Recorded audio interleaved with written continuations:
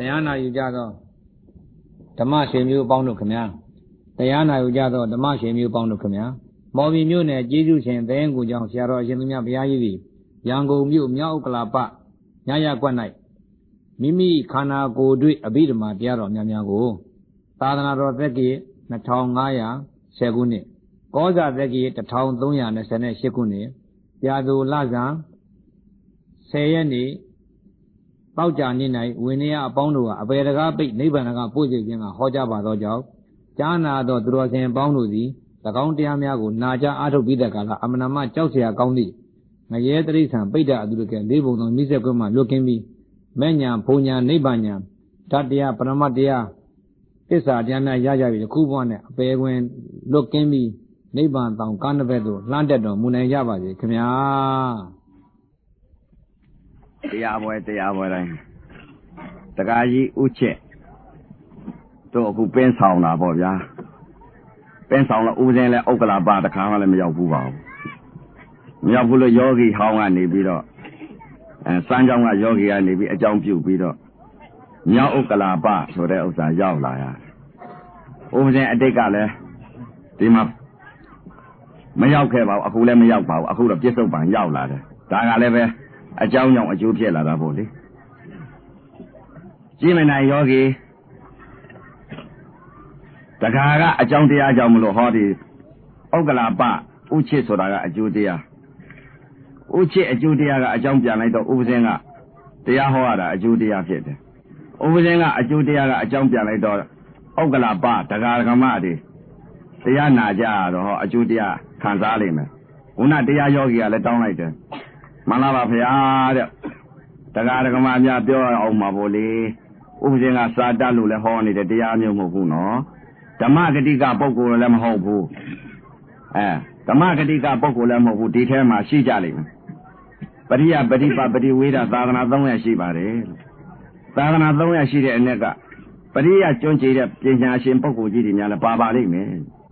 ဥပဇင်းကပရိယကိုမကျွမ်းကျင်လို့ပရိယဆိုတာကတော့ဒကာဒကမများဥပဇင်းကလည်းဘုကိုပိတ်ရအဲ့တော့လေးနှစ်သားတွေကကြောင်းထားတယ်ဘုန်းကြီးကြောင်းထားတယ်ကာကြီးကာသကဲ့နဲ့ပဲထွက်ကြည့်ပြေးနေတာနဲ့14နှစ်သားအထိရောက်ကာကြီးကာသကဲ့ကဘူးမတည့်ဘူးအဲ့တော့14နှစ်သားအထိနေလိုက်တယ်14နှစ်သားကလည်းမိဘများကနေပြီးတော့ကြောင်းထားကြောင်းနဲ့စာနဲ့ကပါရမီမပါလို့လားတော့မပြောတတ်ပါဘူးကြောင်းထားလိုက်တယ်14နှစ်သားကြတော့တခါတည်းကိုမိဘတွေကစာမတတ်ဘူးဆိုပြီးတော့တခါမိဘများနှုတ်လိုက်တဲ့14နှစ်သားကနေပြီးတော့တခါတည်းဟောဘာဖြစ်လဲဆိုတော့လောကီ14နှစ်လည်းထွက်လည်းမတက်တဲ့ဒကမအယူတာဥပဇင်းကဒကာဒကမများတောထွက်ကြည့်ပါဗျာတောထွက်ပဲဘယ်တောကထွက်လဲဆိုတော့နောက်မှသိလိမ့်မယ်တောထွက်လာတာတောထွက်တော့ဘယ်တောကထွက်တယ်ဆိုတော့နောက်ကျမှစိတ်ကြီးပြောဥပဇင်းကဓမ္မဂတိကပုဂ္ဂိုလ်လည်းမဟုတ်ပါဘူးလို့အမျိုးမျိုးအရွာလိုက်ပြီးတော့ဟောနေတဲ့ဓမ္မဂတိကလည်းမဟုတ်ပါဘူးလို့သူများဒကာဒကမတွေကနေပြီးတော့ပင်းဆောင်လို့ဥပဇင်းကအတိတ်ကလာတုန်းကကိုလှုပ်လာတဲ့တရားဘာကြောင့်လဲတဲ့20နဲ့တလထိုင်ရမထားနဲ့အယုကြီးကြီးအေးခန်းလူသေးရင်သိမသေးတရားရဆိုပြီးတော့ကိုဟာကိုကျင့်လာတဲ့တရားသူများဖို့မပါခဲ့ပါဘူးအခုနောက်ပိတ်ဆုံးသာသနာကြီးမှာပွင့်လာတဲ့အချိန်ခါကျတော့ဟိုကလာပင့်ဒီကလာပင့်နဲ့ဥပဇင်းဟာစာလည်းမတတ်တော့အခုတည်းထိမှဒီမှာရာသာနုဘဝတော့မဖတ်တတ်လို့ဒီတိုင်းနေရဥပဇင်းကမှသံဃာတော်အပ30ကျော်လောက်ရှိတယ်ထေကြီးဝါကြီးတွေဝါကြီးတွေ50 49ဝါ48ဝါဝါ30 35ဝါ38ဝါအမြုပ်အရွာကနေပြီးတော့လာပြီးတော့ကျင့်ကြအထုတ်ပြီးတော့ထေကြီးဝါကြီးတွေရှိပါတယ်အခုခါဖြင့်ပရိယပฏิပပฏิဝေဒသာသနာ300ရှိတဲ့အ ਨੇ ကဥပဇင်းပရိယမှာတော့ဘုကိုပိတ်ပါတယ်လို့ဝန်ခံပါတယ်ဗျာဘာကြောင့်လဲတဲ့ပညာတက်ကလေးများမှားသွားလို့ရှိရင်ဘွေမယူပါနဲ့လို့ဥပဇင်းတောင်းပန်ပါတယ်အခုအချိန်ခါမှာဥပဇင်းကပရိယနယ်မြေမှာဆိုလို့ရှိရင်ပရိယသာသနာမှာပညာတတ်ဖရာအသိတွေမသိခဲ့လို့ဖရာပညာတတ်တဲ့အသိတွေမသိခဲ့လို့ဒါကြောင့်မလို့အခုဒီထဲမှာဒကာဒကမတွေသံဃာတော်အရှင်များအားလုံးများပရိယကျွမ်းကျင်တဲ့ပညာရှင်ပုဂ္ဂိုလ်ကြီးတွေပရိယဥပဇင်းဟာဖြင့်ပရိယမတတ်ခဲ့လို့ဥပဇင်းကြီးဒီလိုပရိယနယ်ကဒီလိုခေါ်တယ်ပရိယနယ်ကဒီလိုပြောတယ်ဒီလိုခေါ်ရမယ်ဆိုရင်ဒီလိုဆုံးမဩဝါဒပေးပါလို့ဥပဇင်းနာဂပါမယ်လို့ဥပဇင်းကအခုမှ ပရိယစာတွေကိုပရိယဖယားအသိကိုသိနေရပါသေးတယ်ဒါကြောင့်မလို့ပရိယနယ်မြေကမှာဆိုလို့ရှိရင်မသိပါဘူးလို့ဘူပိတ်ပါတယ်လို့ဥပဇင်းဟိုเจ้าကစားပြီးဒီเจ้าကစားပြီးဟိုမျိုးကစားပြီးဒီမျိုးကစားပြီးလိုက်တဲ့နဲ့မှာစားအိတ်ဖောက်လိုက်လို့ရှိရင်ညတချမ်းပဲပါလာမဖတ်တတ်တော့မဖတ်တတ်လို့ရှိရင်ဥပဇင်းနဲ့နေတဲ့ဥပဇင်းလေးတွေကိုကိုတော်ကြီးများတပြည့်တော်မတတ်လို့ပါဗျာအရှင်ပြတို့ဒါဖတ်ပြသားမှာဗျာတပြည့်တော်ကိုဖတ်ပြသားမှာဒီလိုဘယ်လိုဖတ်ပါသလဲဗျာအရှင်ပြဒီလိုဖတ်ပြဒီလိုခေါ်တယ်ဗျာဆိုတော့ဥပဇင်းတွေကနေပြီးတော့စာကိုဖတ်ပြလို့ဥပဇင်းသိရပါတယ်ဥပဇင်းစာလို့တော့ဘာမှမသိပါဘူးလို့ဥပဇင်းဟာဓမ္မဂတိကပုဂ္ဂိုလ်ဆရာလည်းမဟုတ်ပါဘူးလို့အဲ့တော့ပရိယပฏิပပฏิဝေဒသာသနာ300ရှိပါတယ်လို့ပရိယသာသနာမှာဥပဇင်းဘူပိတ်ပါပြီလို့ပရိယသာသနာမှာတော့ဘာမှကိုမသိပါဘူးလို့ပฏิပါအကျင့်နဲ့ပฏิဝေဒနဲ့ဒီသာသနာ2ရပ်ကတော့ခန္ဓာကိုယ်ဟာကိုရှာလို့စိတ်ကလေးတွေကတော့အချထအကုန်သိပရိပအကျင့်နဲ့ပฏิဝေဒနှစ်နယ်ကတော့ကုန်းစင်အောင်သိတယ်အဲ့ဒီအသိကတော့ဘာလဲတဲ့ဥပဇင်းဝင်ခံတယ်ဘာကြောင့်လဲတဲ့ကိုလှုပ်လို့ကိုသိတာမလှုပ်ရင်သိမှာမဟုတ်အဲ့ဒါကြောင့်မလို့ဝင်ခံပါတယ်လို့တရားဓမ္မများပရိယလို့များခေါ်သမုဋ္ဌာလေးတွေများမှားသွားလို့ရှိရင်ဖြင့်ဖယားအသိတွေဥပဇင်းမသိလို့ဖယားအသိကလည်းသိနိုင်မှုကအမတန်ခဲရင်ပါတယ်တရားဓမ္မများဘာကြောင့်လဲတဲ့ဖယားအသိဆိုတာဥစ္စာအမတန်ခက်နဲ့နဲပါတယ်သဘာဝတရားတွေအဲ့ဒီတော့ဥပဇင်းဟာဖယားအသိကိုတော့မသိပါဘူးလို့အဲ့ဒီတော့ဖယားခေါ်ဟောသမုဋ္ဌာတဲ့ပညာနယ်မှာကတော့ဥပဇင်းမသိပါဘူးဒါကြောင့်မလို့ပရိယနယ်မှာမသိပါဘူးပရိပအကျင့်နယ်နဲ့ပရိဝေဒနယ်သာသနာ2ရပ်ကတော့အကုန်သိပါတယ်ဒါကြောင့်မလို့အကြောင်းတရားအကျိုးတရားဒါကြောင့်မလို့သာကိတမြောက်ဥက္ကလာပတဲ့အကြောင်းကြောင့်အကျိုးဖြစ်တဲ့ဥပဇင်းဟာဖြင့်အခုဟာဖြင့်လာပြီးတော့ဟောရတဲ့ဥစ္စာလည်းအကြောင်းကြောင့်အကျိုးပါပဲလေအတိတ်ကလည်းဟောလို့အခုဟောရတယ်အခုဥပဇင်းအတိတ်ကလာတော့ကတရားဓမ္မများဥပဇင်းတရားကိုနာကြားရလို့အခုလည်းနာကြားရအောင်မယ်အတိတ်ကမှနာမကြားရရင်အခုမှဘယ်တော့မှမနာကြားရဘူးအဲ့ဒါကြောင့်မလို့အကြောင်းကြောင့်အကျိုးဖြစ်နေတာပါပဲလို့ခုနတုန်းကတရားတောင်းတဲ့ယောဂီကနေပြီးတော့ဥပဇင်းကိုတောင်းလိုက်မှန်လားပါဗျာဒုက္ခအဖုံးဖုံးဖြစ်နေပါပြီဗျာတဲ့လောကကြီးမှာသန္တရာကြီးကိုဆက်လဲပြီးတော့လူဖြစ်လိုက်နတ်ဖြစ်လိုက်မြမာတွေဖြစ်လိုက်ခွေးတွေဖြစ်လိုက်ဝက်တွေဖြစ်လိုက်ကြက်တွေဖြစ်လိုက်စိတ်တွေဖြစ်လိုက်တလိษံတွေကောင်းငင်ပြန်သွားနေတဲ့ငှက်တွေဖြစ်လိုက်ရေတဲ့ကငါတွေကိုဖြစ်လိုက်ပြက်လိုက်တဲ့ဒုက္ခမျိုးစုံဒုက္ခကြီးခံစားနေရပါတယ်ဖယားဘုရားတပည့်တော်တို့ဒီဒုက္ခကြီးလွန်ငြိမ်းအောင်တရားဓမ္မရေအိတ်အမြိုက်ကျွေးပြီးတော့တိုက်ဆေးတော်မူပါဖယားဒီလိုတောင်းလိုက်တယ်ဥပဇင်းကစာတက်လို့တော့ဟောမနေဘူးဗျပြစ္ဆုတ်ပန်တော့ဟောလိုက်လိမ့်မယ်ဗျပြစ္ဆုတ်ပန်ကတော့ဒီမဲ့ဟောမိရင်တော့ဒီမဲ့တညာလုံးဟောလည်းကုန်မှာမဟုတ်ဘူးအဲ့တော့ပြစ္ဆုတ်ပန်တော့ဟောလိုက်လိမ့်မယ်အဲ့တော့တရားဓမ္မများစိတ်တော့ဟောလိုက်မယ်ဗျအဲ့တော့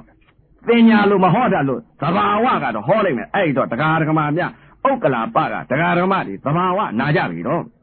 စိတ်တွေကိုဟောမှာဥပဇင်းကတော့ဘုရားကလည်းအသိတလုံးအမြတ်ဆုံးတဲ့အသိပဲဟောအဲ့ဒီတော့တရားဓမ္မအများအသိပဲဥပဇင်းကဟောမယ်အဲ့ဒီတော့ပရိယလို့ပါဠိတွေလို့မရွတ်တတ်လို့ပါဗျာအဲ့ဒီတော့ဥပဇင်းကတရားဓမ္မများစာတတ်တဲ့ပုဂ္ဂိုလ်တွေပါလိမ့်မယ်စာမတတ်တဲ့ပုဂ္ဂိုလ်တွေလည်းပါလိမ့်မယ်ဘာသာလို့ပြောလို့ရှိရင်ပရိပအကျင့်တွေကဘာသာလို့ပြောရင်ဘာသာလို့သိကြလိမ့်မယ်အဲ့ဒီတော့စိတ်တွေကိုတော့ဘာသာလို့ပြောပါမယ်အကျင့်တွေကနေပြီးတော့အဲ့ဒီတော့အခုလာရောက်တဲ့တရားဓမ္မတွေစိတ်တွေကိုပြောခြင်းလို့ဘုရားကတော့အသိတလုံးအမြတ်ဆုံးတရားတဲ့အသိတလုံးအမြတ်ဆုံးတရားတဲ့အဲ့ဒီလိုဘုရားကဟောတော့အခုလာရောက်တဲ့တရားဓမ္မတွေဟာဖြင့်ကိုယ်စိတ်ကိုစစ်ကြပေါ့ဗျာကိုယ်စိတ်လေးကိုယ်စိတ်ရင်အသိဆုံးတရားရလိမ့်မယ်သူများမပြောရပါဘူးဘာကြောင့်မပြောရဘူးလဲတဲ့အခုဥက္ကလာမြောက်ပိုင်းကဥက္ကလာမြောက်ပိုင်းကတရားဓမ္မတွေအခုတရားပွဲလာပြီးတော့တရားနာကြတယ်ဥပဇင်းကတော့အလုတ်သမားဗျအပြောသမားမဟုတ်ဘူးအလုတ်လုံးမှကြိုက်တာတရားထိုင်းမှကြိုက်တယ်အပြောသမားကိုလုံးဝမကြိုက်ဘူးဘာကြောင့်လဲတဲ့အပြောသမားအရွတ်သမားအဆိုသမားကတော့တင်မဲ့အရွတ်ပဲစားရမယ်အပြောသမားကတော့အပြောပဲရှိတယ်အလုတ်သမားမှကောင်းတာရမယ်ဒါကလောကီလောကုတ်တရားနှစ်ဌာနရှိတယ်အကအပြောသမားကတော့တင်မဲ့ဘယ်ဟာပဲလို့ရောင်းလိုက်လို့ရှိရင်ဘာရတာပဲကွာ900ရမယ်600ရမယ်အလုတ်သမားကတော့ကိုယ့်ဟာကိုကြိတ်ပြီးတော့တခါတည်းအယောင်းဝယ်လုပ်လိုက်ပြီးဆိုဟောပတ်ဆံနေရအပြောသမားအလုတ်သမားအဲ့တော့အပြောသမားဆိုလို့ရှိရင်တော့ဥပဇင်းကမကြိုက်ဘူးဥပဇင်းကတရားထိုင်မှကြိုက်အလုတ်သမားကိုဥပဇင်းလည်းပဲတင်မဲ့ 20တလိုက်အယုကြည်ကြည်အေခါကလူသေးရင်သေးမသေးတရားရဒီလိုကျင့်လာတယ်ဒီလိုကျင့်လာတော့တရားဓမ္မများဥက္ကလာမြောက်ပိုင်းကတရားဓမ္မတွေလည်းဥပဇင်းသိတယ်လို့တရားဓမ္မများလည်းသိပါသေးအပေလေးပါလွတ်ပါသေးလို့ဥပဇင်းကဒါအသိပေးပါတယ်တရားဟာထိုင်မှကြိုက်တယ်မထိုင်မဲနဲ့တော့ဥပဇင်းကအပြောအဟောသမားမဟုတ်ဘူးအဲ့ဒီတော့တရားဓမ္မများတရားဆိုတဲ့ဥစ္စာဟာတထိုင်နဲ့လည်းအပေလွတ်တယ်ဘာကြောင့်လဲတဲ့ဆရာအရေးကြီးတယ်ဆရာမှားရင်သံဃာကာပြန်တယ်ဆရာမှားနဲ့တွေ့ရင်သံဃာလွန်နစ်မယ်သားမဒါကြောင့်မလို့ရှေ့ကသကပုံတွေလည်းရှိကြတယ်မဟုတ်လားဘယ်လိုရှိတယ်လဲတဲ့ကုံရှုံးတော့တစ်ခေါက်လင်ကုံရှုံးတော့တစ်သက်မှောက်ရောဆရာကုံမှားတော့တစ်သက်လုံးမှောက်ရောဘာကြောင့်လဲတဲ့ဆရာမှားတွေနဲ့တွေ့လိုက်မှာဆိုလို့ဒါကြောင့်မလို့အဲ့တော့ဥပမာလေးပြောရမှာပေါ့တရားဓမ္မများဘဲကမွေးရင်ဘဲပဲမွေးမယ်ကြက်ကမွေးရင်ကြက်ပဲမွေးမယ်စိတ်ကမွေးရင်စိတ်ပဲမွေးမယ်နွားကမွေးရင်နွားပဲမွေးမယ်လူကမွေးရင်လူမွေးမယ်အဲ့ဒီတော့တရားဓမ္မများဒါဥပမာပြောတာသဘာဝတရားတွေအဲ့ဒီတော့ဥပဇင်းကအလုတ်သမားမို့လို့တရားဓမ္မများအလုတ်လုံးမှကြိုက်အလုတ်မလုံးကတော့ဒီမဲ့အပြောသမားဖြစ်ပြီးအပယ်လည်းလုံးမှာမဟုတ်ဘူးအဲ့ဒီတော့တရားဓမ္မများအခုဥပဇင်းအလုတ်သမားဆိုတော့ဘုရားကအတိတလုံးအမြတ်ဆုံးလို့ဒီလိုဟောထားတယ်အသိရှိရမယ်တဲ့အသိရှိရမလားအခုတရားဓမ္မတွေလာပြီးတရားနာတဲ့တရားဓမ္မတွေအခုကိုယ်စိတ်ရင်သိကြမှာပေါ့ဟောဘယ်လိုစိတ်မလဲတဲ့ဘုရားကတော့အတိတ်အနာကပြစ္ဆုတ်ပံကာလသုံးပါးရှိညအိပ်ရင်အိပ်ရဝင်အိပ်ရတာလေးဟောနှစ်ဖူးပေါ်လက်ကလေးတင်ပြီးစဉ်းစားကြဘယ်လိုဆင်ញင်မလဲတဲ့ငါဒီအတိတ်ကဘယ်ကလာတော့ဒီလိုဆင်ញင်လိုက်အနာကသိရင်ငါဘယ်သွားမလို့ဒီလိုဆင်ញင်လိုက်ပြစ္ဆုတ်ပံငါဘာသိတော့ဒီလိုဆင်ញင်လိုက်အတိတ်ကအနာဂတ်ပြစ္ဆုတ်ပံရဲ့ကာလသုံးပါးဒီလိုဆင်ញင်လိုက်လို့ရှိရင်သိရောအတိတ်ကဘယ်ကလာတော့ဆိုတာဟောဆင်ញင်ရင်သိမယ်အနာဂတ်ကိုငါဘယ်သွားမလဲဆိုတာသိပြစ္ဆုတ်ပံကအမှန်မြင်အမှန်သိပလားဒီလိုစစ်လိုက်ရင်သိအဲ့လိုသိလိုက်လို့အတိတ်ကဘယ်ကလာလို့ဘယ်လာမှမသိအနာဂတ်လည်းငါသိရင်ဘယ်သွားမလဲနတ်ပြည်ကိုသွားနိုင်တဲ့အတိဝိဇ္ဇာဉာဏ်ဇံလည်းမရဘူးယမ20သွားနိုင်တဲ့အတိဝိဇ္ဇာဉာဏ်ဇံလည်းမရဘူးလူပြည်ကိုပြန်နိုင်တဲ့အတိဝိဇ္ဇာဉာဏ်ဇံလည်းမရဘူးဒီလိုမရဘူးဆိုလို့ချင်းအနာဂတ်လည်းဘယ်သွားလို့ဘယ်လာရမှမသိဘူးအတိတ်ကလည်းဘယ်ကလာလို့ဘယ်လာမှမသိဘူးပြစ္ဆုတ်ပံလည်းဘာကိုမြင်လို့ဘာသိနေမှလည်းမသိဘူးအဲ့ဒီတော့အတိတ်အနာဂတ်ပြစ္ဆုတ်ပံကာလသုံးပါကိုယ်စိတ်ကိုစစ်လိုက်ရင်အတိဆုံးတရားရကြဒါကြောင့်မလို့ကိုယ်စိတ်ကလေးကိုစစ်ကြဥပဇင်းနဲ့ကိုယ်စိတ်ကလေးကိုစစ်လာခဲ့ဒါကြောင့်မလို့ကိုယ်စိတ်ကိုစစ်ရင်အတိဆုံးသူများစိတ်ကိုမစစ်ရဘူးကိုယ်စိတ်ကိုစစ်သူများအပြစ်ကိုမရှုနဲ့ကိုယ်အပြစ်ကိုရှုကိုယ်အပြစ်ကိုရှုရမယ်လို့ဘုရားကဟောအဲ့တော့ကိုယ်စိတ်ကလေးကိုစစ်လိုက်လို့ရှိရင်သိကြလိမ့်အဲ့တော့ငါဒီအတိတ်ကဘယ်ကလာတော့အရိယာသူတော်ကောင်းများအတိတ်ကိုလည်းသိရတယ်ပြစ္ဆုတ်ပံလည်းသိတယ်အနာဂတ်လည်းသိတယ်လာလာပွာလာဒါတွေလည်းအကုန်သိခဲ့ဘာကြောင့်လဲတဲ့အရိယာကိုအရိယာဆိုတာဘာလဲတဲ့သစ္စာလေးပါးရတယ်ပုဂ္ဂိုလ်အဲ့ဒါပြောအဲ့ဒီတော့တရားဓမ္မများလည်းပဲအခုမြောက်ဥက္ကလာဘက်ကတရားဓမ္မတွေကိုယ်စိတ်ကလေးကိုစစ်ကြပါလို့အခုလာရောက်တဲ့တရားဓမ္မတွေကိုပြုတ်တဲ့ကံတော့ကိုရကြမယ်ကိုစောက်လုပ်တဲ့အိမ်ကိုနေကြရမယ်တရားသူကြီးဟာဥနာညော့ဗျာတရားပွဲပြင်ရင်ဘယ်ပြန်မလို့ပြီးတော့ဘယ်ကပြန်မယ်ဗျာအခုတရားဓမ္မတွေလဲတရားကြီးရေတရားပွဲပြီးလို့ရှိရင်ကိုယ်အိမ်လေးကိုပြန်ရမယ်မဟုတ်လားမှန်ပါတယ်ဗျာကိုယ်အိမ်ကိုပြန်ရမယ်နော်မှန်ပါတယ်ဗျာကိုယ်အိမ်ကိုပြန်တော့ကိုစောက်လုပ်ထားတဲ့အိမ်ကိုနေရမယ်မဟုတ်လားတခါကြီးမှန်ပါတယ်ဗျာအဲ့ဒီတော့ကိုစောက်လုပ်ထားတဲ့အိမ်ကိုနေကြရမယ်ကိုပြုတဲ့ကံကိုရမယ်ကိုပြုတဲ့ကံကိုရမှာတခါကြီးနော်မှန်ပါတယ်အဲ့ဒီတော့ငါတို့ဟာဖြင့်24နိုင်ရှိတဲ့အ낵ကဘာကံနေပြုလုပ်ကြတော့ဘုရားကတော့ကံနှစ်ကံဟောထားပြီတခါကြီးမှန်ပါတယ်အကုသိုလ်ကံရဲ့ကုသိုလ်ကံရဲ့အကုသိုလ်စိတ်ကဲကုသိုလ်စိတ်ကဲစိတ်ဟောတော့မယ်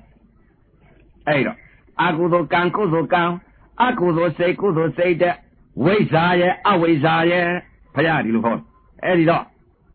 ငါတို့24နာရီရှိတဲ့အ낵ကဘယ်ကံကြီးများပြုကြတယ်လို့အဝိဇ္ဇာကံနေအဝိဇ္ဇာတဲ့အသိတွေများပြုထားကြသလားကိုပြုတဲ့ကံတော့ကိုရကြလိမ့်အဲ့ဒီတော့ငါတို့24နာရီရှိတဲ့အ낵ကဘယ်ကံနေပြုထားကြတော့ဆိုကိုယ်စိတ်လေးကိုစစ်ကြအဲ့ဒီတော့ဘုရားကတော့ဟောထားတယ်အကုသိုလ်ကံကုသိုလ်ကံတဲ့အခုတရားဓမ္မများ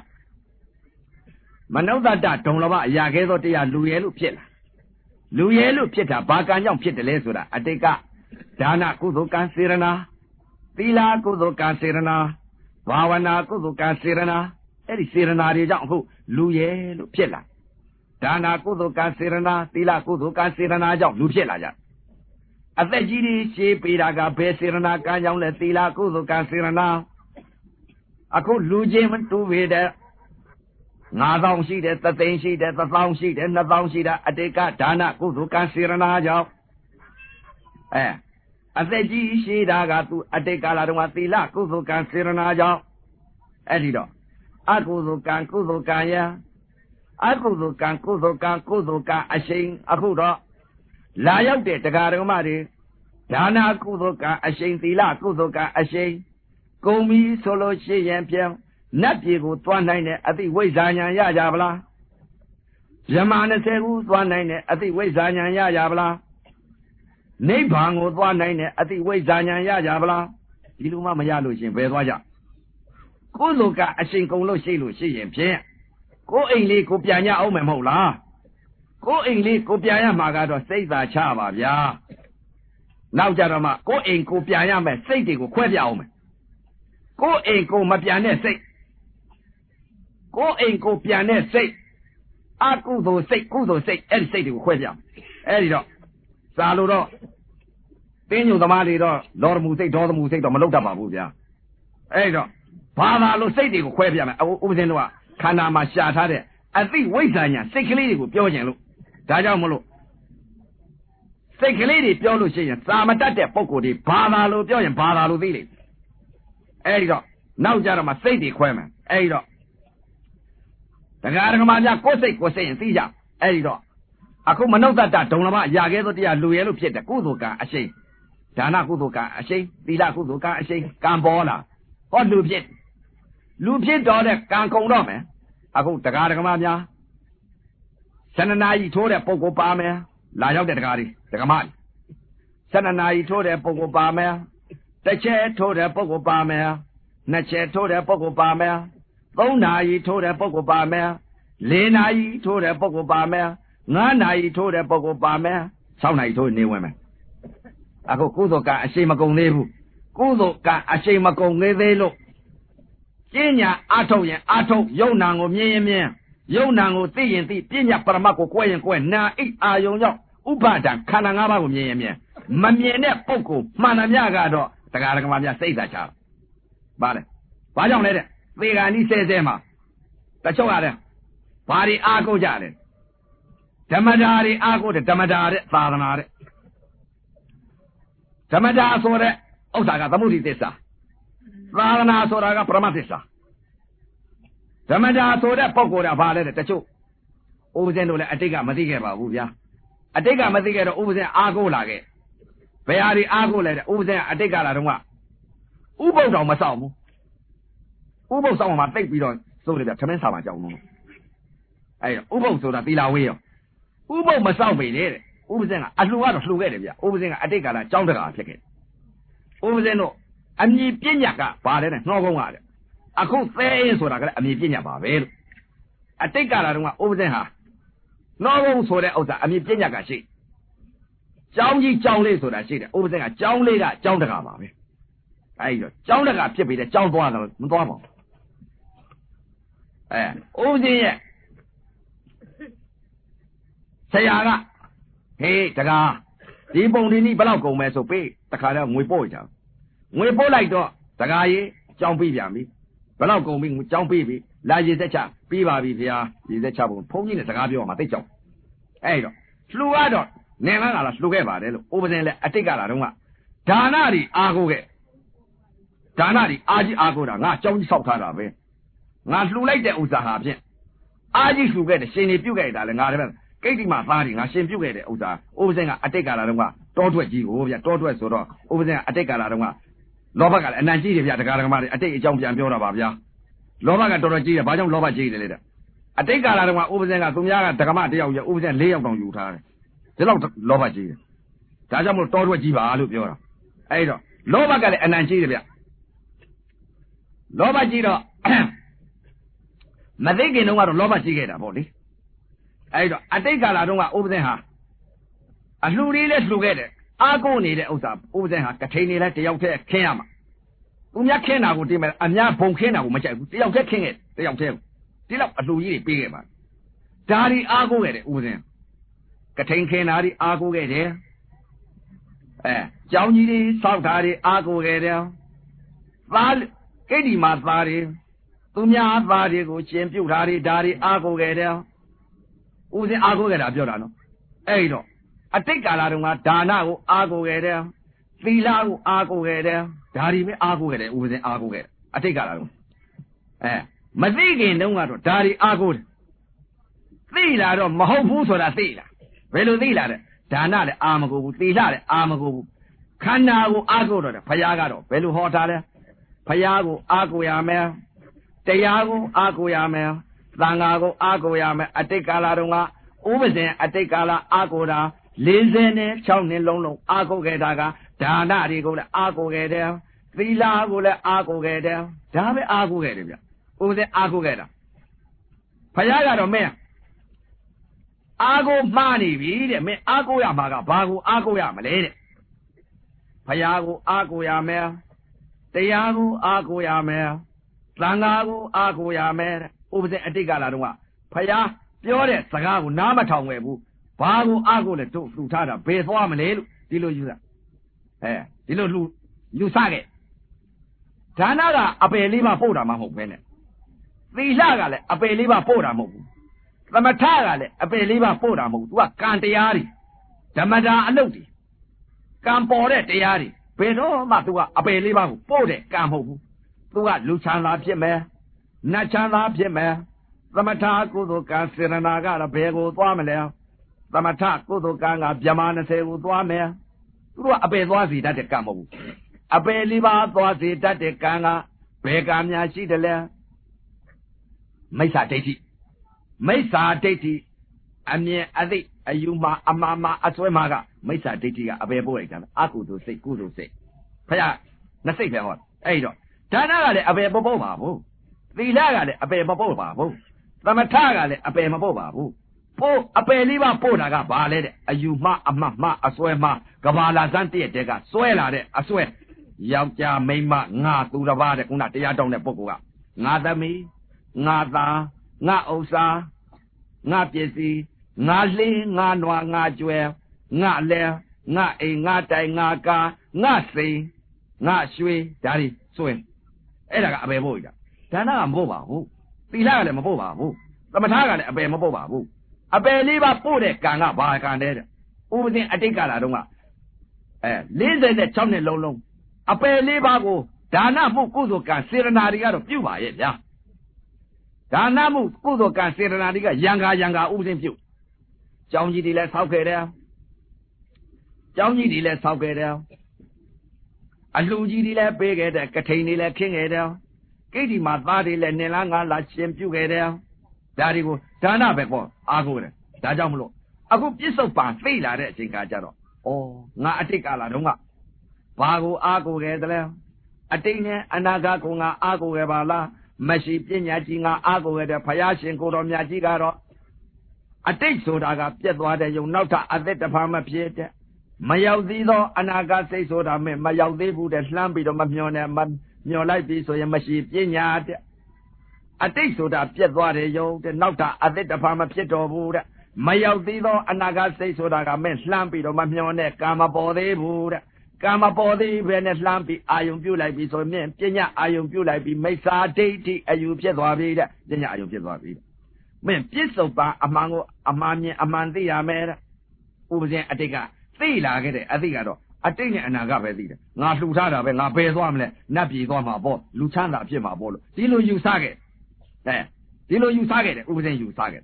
အဲ့တော့ကိုယ်စိတ်တွေကို20နဲ့တလအယုကြည်ကြည်အေးခန်းလူသေးသေးမသေးတရားရဆိုပြီးတော့ကျင့်လိုက်တဲ့ချိန်ကစိတ်ကလေးတွေသိလာတော့အောက်မလီကြောက်အားကြောက်တော့ဘာကြောင့်လဲတဲ့အတိတ်က46နှစ်လုံးသိလာတဲ့အသည့်တွေဟာဖြင့်လှူခဲ့တဲ့ဒါနကုသိုလ်ကံစေရနာဒါတွေကတော့များခဲ့ပါရဲ့အပယ်လေးပါပို့တဲ့ကံတွေကအမလီလှီတွေလှဲတွေသင်္ဘောတွေနဲ့တင်လို့မကုန်နိုင်ဘူးအဲ့ဒီတော့ဥပဇင်အတိတ်ကလာတုန်းက အပယ်လေးပါးသွားတဲ့ကံတွေဖြစ်နေတဲ့ကံတွေကအကုသိုလ်ကံအပယ်လေးပါးကြမဲ့ကံတွေဖြစ်နေတဲ့ဥစ္စာ24နာရီရှိလောက်တဲ့အ내ကဒါနာမှုလေးကတော့ယံကာ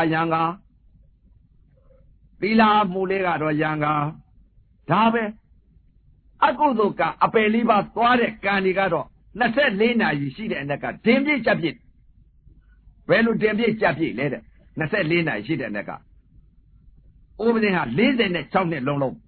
ကံနေပြုတ်လာခဲ့တဲ့ဥစ္စာဟာဖြင့်အကုသိုလ်ကံအပယ်လေးပါးကြမဲ့ကံတွေဟာလှေတွေလှဲတွေသင်္ဘောတွေလေမြန်တွေယထာတွေနဲ့တင်းလို့မကုန်ခဲ့ဘူးဘယ်လိုကံနေပြုတ်ခဲ့သလဲတဲ့အဲ့တော့ဥပဒေ46နှစ်လုံးကံနေပြုတ်ခဲ့တယ်ဘယ်ကံနေပြုတ်ခဲ့သလဲဥပဒေဘုရားကတော့ဘယ်လိုဟောတာလဲမင်းအတိတလုံးအများဆုံးအတိတလုံးအများဆုံးနဲ့အတိတလုံးနဲ့အများဆုံးဆိုတော့ဥပဒေဟာအတိတ်ကလည်းမသိတဲ့ဟာတွေသိလားမရှိတဲ့ဟာတွေသိလားရှိတာကိုမသိရမယ်မရှိတာကိုမသိနဲ့ရှိတာကိုသိမှအမှန်တရားတဲ့ဥပဒေအတိတ်ကတော့သိလာတာကမရှိတဲ့တရားတွေသိခဲ့တယ်ဗျာဘယ်လိုတရားတွေသိခဲ့တယ်လဲမရှိတဲ့ပညာတရားတွေဖြစ်လာခဲ့ပါတယ်လို့46နှစ်လုံးဟာဥပဒေဟာတကား6ပေါက်အာယုံ6ပါးဟာဖြင့်မြင်လာတဲ့အမြင်တွေဟာအတိတ်ကလာတော့ကတော့မြင်လာတဲ့အမြင်တွေဟာဘယ်လိုမြင်ခဲ့သလဲတဲ့မျက်စိတကားနားတကားနှာခေါင်းတကားပါးစပ်တကားကိုယ်တကားမနှောတကားအပယ်လေးပါသွားမဲ့ကံတွေဖြစ်နေတာမသိခဲ့ဘုရားကလည်းဟောထားတယ်မမြင်အပ်တဲ့တရားကိုမမြင်နဲ့တဲ့မသိအပ်တဲ့တရားကိုမသိနဲ့မြင်အပ်တဲ့တရားကိုမြင်တယ်သိအပ်တဲ့တရားကိုသိတယ်ကြားအပ်တဲ့တရားကိုကြားတယ်သိအပ်တဲ့တရားကိုသိတယ်နာအပ်တဲ့တရားနာနဲ့သိအပ်တဲ့တရားသိစားအပ်တဲ့တရားကိုစားတယ်သိအပ်တဲ့တရားသိတယ်မမြင်အပ်တဲ့တရားမမြင်နဲ့တဲ့မကြားအပ်တဲ့တရားကိုမကြားနဲ့တဲ့မနာအပ်တဲ့တရားမနာနဲ့တဲ့မစားအပ်တဲ့တရားတဲ့မထိအပ်တဲ့တရားတဲ့မသိအပ်တဲ့တရားတဲ့စကား6ပေါ့အာယုံ6ပါဥပဒေအတိတ်ကလာတော့ကဖျားမကြိုက်တဲ့အမြင်အသိတွေဖြစ်လာခဲ့အပယ်လေးပါကြမဲ့ကံတွေကတရတကြီးခံစားလာခဲ့ဘာကြောင့်လဲအတိတ်ကလာတော့ကအမှားတွေမြင်ပြီးအမှားတွေသိပြီးဒုက္ခဝေဒနာဒုက္ခဝေဒနာလည်းမသိခဲ့ဘူးဝေဒနာမှလည်းမသိခဲ့ဘူးနာယုတ်ကိုလည်းမသိဘူးယုံနာကိုလည်းမသိဘူးပညာပရမတ်လည်းမကွဲခဲ့ဘူးဥပါဒံဤခန္ဓာ၅ပါးကိုလည်းမသိခဲ့ဘူးမသိခဲ့တော့မျက်စိတကားနားတကားနှာခေါင်းတကားပါးစပ်တကားကိုယ်တကားမနှောတကားတကား6ပေါက်ကအာယုံ6ပါးကိုဖြစ်ခဲ့တဲ့အကုသိုလ်ကအပယ်လေးပါကြမဲ့ကံတွေကိုလှေတွေလှဲတွေသင်္ဘောတွေနဲ့လေမြန်တွေနဲ့တင်လို့မကုန်နိုင်တဲ့ကံတွေဖြစ်ခဲ့တယ်ဘယ်လိုဖြစ်ခဲ့လဲတဲ့ဒီကံတွေကိုပြောပြဥပဒေဟာ46နှစ်လုံးဟာဖြင့်ဒါကြောင့်မလို့တရားဓမ္မများစိတ်တွေကိုအခုပြောတာနော်အဲဒီတော့ဥပဒေစိတ်တွေလိုများတရားဓမ္မတွေဖြစ်နေလို့ရေစုံမျောတော့မယ်စိတ်သာချတော့အဲဒီတော့46နှစ်လုံးဟာဥပဒေဖျားမကြိုက်တဲ့အသည့်တွေကိုသိလာပြီးတော့ဖြစ်ခဲ့တဲ့စိတ်တွေဟာကိုဘယ်လိုစိတ်တွေဖြစ်ခဲ့သလဲဆိုတဲ့ဥစ္စာတရားဓမ္မများစိတ်တွေကိုပြောတော့မယ်အဲဒီတော့အမြင်အသည့်တွေကိုမရှိတဲ့တရားတွေကိုမြင်ခဲ့တယ်မရှိတဲ့တရားတွေသိခဲ့တယ်ဘုရားကတော့မြင်အပ်တဲ့တရားမြင်သိအပ်တဲ့တရားသိလို့ဥပဒေအတိတ်က46နှစ်လုံးဟာမမြင်အပ်တဲ့တရားတွေမြင်ခဲ့တယ်မသိအပ်တဲ့တရားတွေသိခဲ့တယ်ဓမ္မတာအသိဓမ္မတာအမြင်တွေဓမ္မတာအလုပ်တွေသာသနာအလုပ်ကိုမလုပ်ခဲ့ဓမ္မတာပဲပျော်ခဲ့ဘယ်လိုပျော်ခဲ့သလဲတဲ့ဓမ္မတာအမြင်ဆိုတော့ဥပဒေမြင်ခဲ့တဲ့အတိတ်ကာလတုန်းကမြင်ခဲ့တဲ့အမြင်တကား6ပေါက်အာယုံ6ပါးဟာဖြင့်မျက်စိနဲ့အကြောင်းအားလျော်စွာတိုက်ခိုက်လိုက်တဲ့အချိန်ခါမှာမျက်စိနဲ့မြင်လိုက်တယ်ယုံလည်းမသိဘူးနာလည်းမသိဘူးဖြစ်တာပြက်တာသဘာဝသစ္စာသဘောတရားအကြောင်းကြောင့်အကျိုးဖြစ်နေတဲ့ဥပါဒံခန္ဓာ၅ပါးလည်းမမြင်ခဲ့တော့ဘယ်လိုမြင်လဲတဲ့မျက်စိပေါက်ကနေပြီးဘယ်လိုမြင်ခဲ့လဲဒကမာလေးမြင်တော့ဒကမာလေးသွားသိချောတာလေးမြင်တော့ချောတာလေးသိအဲ့ဒီလိုသိရတယ်ဗျအဲ့ဒီလိုများသိနေလို့ကြောင့်ဥပဒေ46နဲ့လုံးအဲ့ဒီတော့ကသိလို့ချင်းလေးဘက်ထောက်ပြီးမုံကြောက်ခိုင်းရမှာဘာကြောင့်လဲတဲ့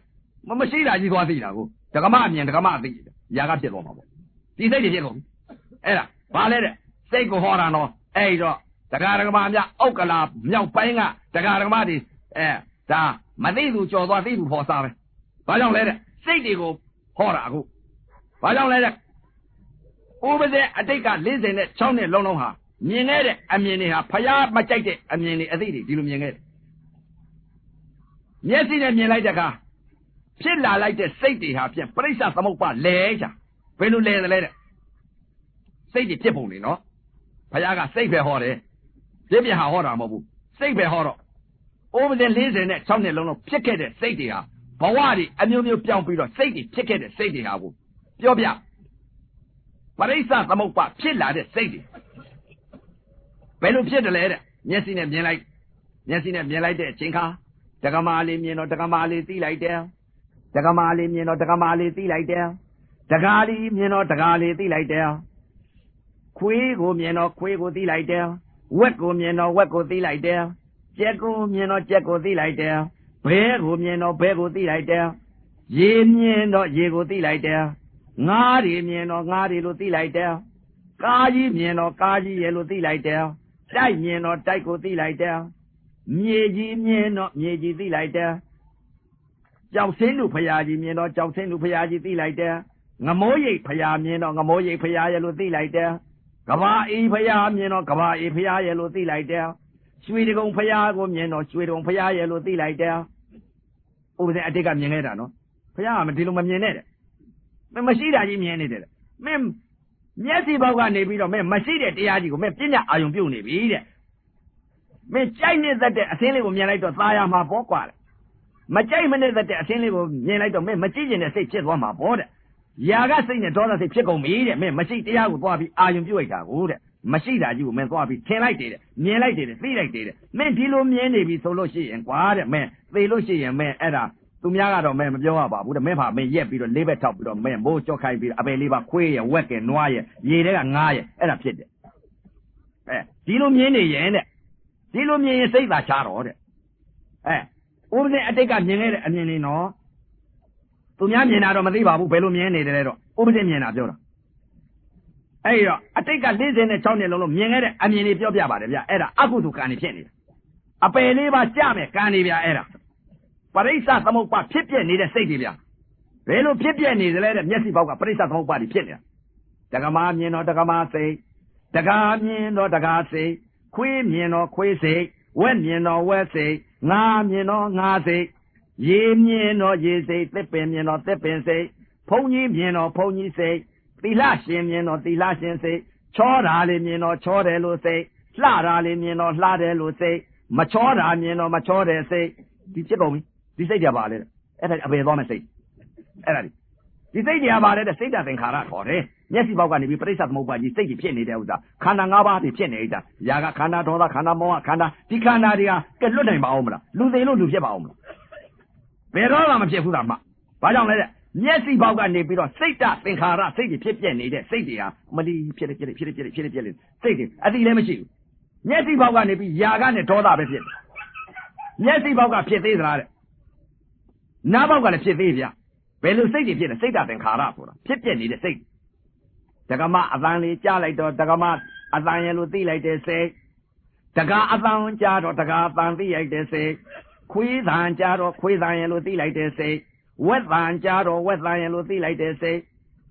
လေဒီဦးတန်လေးကြားတော့လေဒီဦးတန်ရဲ့လို့သိလိုက်တဲ့စိတ်လေဒီဦးတန်တဲ့ဘုံမှုအတန်ကြားတော့ဘုံမှုအတန်ရဲ့လို့သိလိုက်တဲ့စိတ်ဝက်တန်ကြားတော့ဝက်တန်လို့သိတဲ့စိတ်ကားတန်ကြားတော့ကားတန်ရဲ့လို့သိတဲ့စိတ်ဟောဒီစိတ်တွေဖြစ်နေကြအတန်နဲ့နားနဲ့ထိမှလိုက်ရုပ်လည်းမသိဘူးနားလည်းမသိဘူးဝေဒနာမှလည်းမသိဖြစ်တာပြက်တာသဘာဝသစ္စာသဘောတရားမသိတော့နားပေါက်ကနေပြီးအတန်ပေါ်မှာလည်းစိတ်တသင်္ခါရတွေဖြစ်နားပေါက်ကဖြစ်သေးလားတဲ့အပယ်လေးပါးကြမဲ့ကံတွေဖြစ်သေးသလားမဟုတ်သေးဘူးနှာခေါင်းကဖြစ်သေးဘယ်လိုဖြစ်လဲတဲ့မွေတာလေးနာတော့မွေတယ်လို့သိတဲ့စိတ်ရှင်သောနာတော့ရှင်သောနာတယ်လို့သိတဲ့စိတ်ဟောင်းသောနာတော့ဟောင်းသောနာတယ်လို့သိတဲ့စိတ်ပုတ်စောနာတော့ပုတ်စောနာတယ်လို့သိတဲ့စိတ်ဒီစိတ်တွေဖြစ်ပြန်ပြီအနမောမှာရုပ်လည်းမသိဘူးနာလည်းမသိဘူးဝေဒနာမှမသိဘူးအကြောင်းတရားအကျိုးတရားဒုက္ခသစ္စာမှမသိဘူးမသိတော့အဲ့ဒီအနမောမှာဥပါဒံတရားတွေဖြစ်ပြီးတော့စိတ်တသင်္ခါရတွေဖြစ်ကုန်အနမောကနေပြီးတော့အပယ်ကြပြန်စိတ်တွေဖြစ်တော့အဲ့ဒါဥပဇင်းကြခဲ့တာပြောတာတော့46နှစ်လုံးအဲ့ဒီတုန်းကဗျာသေလို့ရှိရင်ဥပဇင်းတော့ရေစုံမျောရောဘာကြောင့်လဲတဲ့များများကြီးဖြစ်မှာကရေထဲငါဖြစ်အဲ့တော့ဥပဇင်းဟာနှာခေါင်းကလည်းဖြစ်ခဲ့နှာခေါင်းကဖြစ်သေးတာမဟုတ်သေးဘူးပါးစပ်ကဖြစ်အောင် Masaka Belu Piet later. Javahin Sado, Javahin Eludide say. Churali Sado, Chureludide say. Nana Sado, Naneludide say. Sata Sado, Sateludide say. Wavahin Sado, Wavahin Eludide say. Patundo, Hin Sado, Patundo Eludide say. Nazalau Sado, Nazalau Eludide say. Ameda Sado, Ameda Eludide say. Javahin Sado, Javahin Eludide say. Oh, Pibiani say that in Garan. Machine say. Wouldn't I mammy? Sabawa, dear. Madiga. Madiga, the safety message. Yazane. Slayane, Timma like that Chinkama. Safety chicken. Eddie say the Peter. Up a water. The cigar. Payaga, man, machine that is needed. Slayane Yazane, Ponson like that Chinka. The safety chicken. Slayane Yazane, Ponson, the safety chicken. Up a man, Yaza, Sayan, up a Ucha, Mount Wood. Man. Go there, I do it a team like that in Kajaro. China that I do it with the fire. Machaman is there, I do it with the Makazanium, told up it. Where I down I could lie out at the Garamari. Payaga, Tajilima Hora. But how we are about it, these order, why order, Tajilima sheet. I could lie out at the Garamari. But how we dug a lesame, Abo lesame, these all lesame, why all lesame, Tajilima the Baba Sali. The Baba Slappy, young now with the Jinya Pramaku Quay, eat Ayon. Ubata, Kanangaba with the Madilo, Ubezen, Liz and Tony Lunga, Fila, I think a Peludilla, a Pelibago, Liber Taupi, yes, Sam, as he quaid went to Noiro, Yera Naru, Pime, as he did, Peludilla letter. Tena Poro, Teneludide say, Tauna Poro, Tauneludide say, Tona Poro, Toneludide say, Auna Poro, Auneludide say, Gaita Poro, Gaiteludide say, Jata Poro, Jateludide say, Yusida Poro, Yusideludide say, Pura Poro, Pureludide say, Ida Poro, Ideludide say, Slota Poro, Sloteludide say, Tona Poro, Toneludide say, Mura Poro, Mureludide say, ah, Chico, say that in Kara. Ah, we're an about and a Google. We're an about a Bido, Ubada Diadi, Ubada Canada Pico, Pela Bido, Uze, a Becha, a Belon. Pelano, this say it here. And I say that in Harari. Say that in Harari, Presa the Mopa, we're an Agilera, Paya Horare. We're not na Ubada, Boa Sadi. Always are na Ubada, Boa Sadi. Yona Madilo. We're not an Aguri. Edo. We're not an Aguna, Madi. Pick at it, safety, huh? Edo. Go net a twin at Tima like that, Chinkala, over there, safety picket. A Peliva Jane, can't eat chicken. Go net a twin at Tima like that, Chinga, a Peliva Jari, lad, Movibuya. Manone, Tamane, Ponson like that, Chinga, a Peliva Jame, can't eat Vivia. Kauna, they like the fire. Magauna, they like the Madaya, who don't have it. Edo, over there. I think Kala, don't I? Liz in it, shouting, long half, check. Yes, he bought, yes, he daga.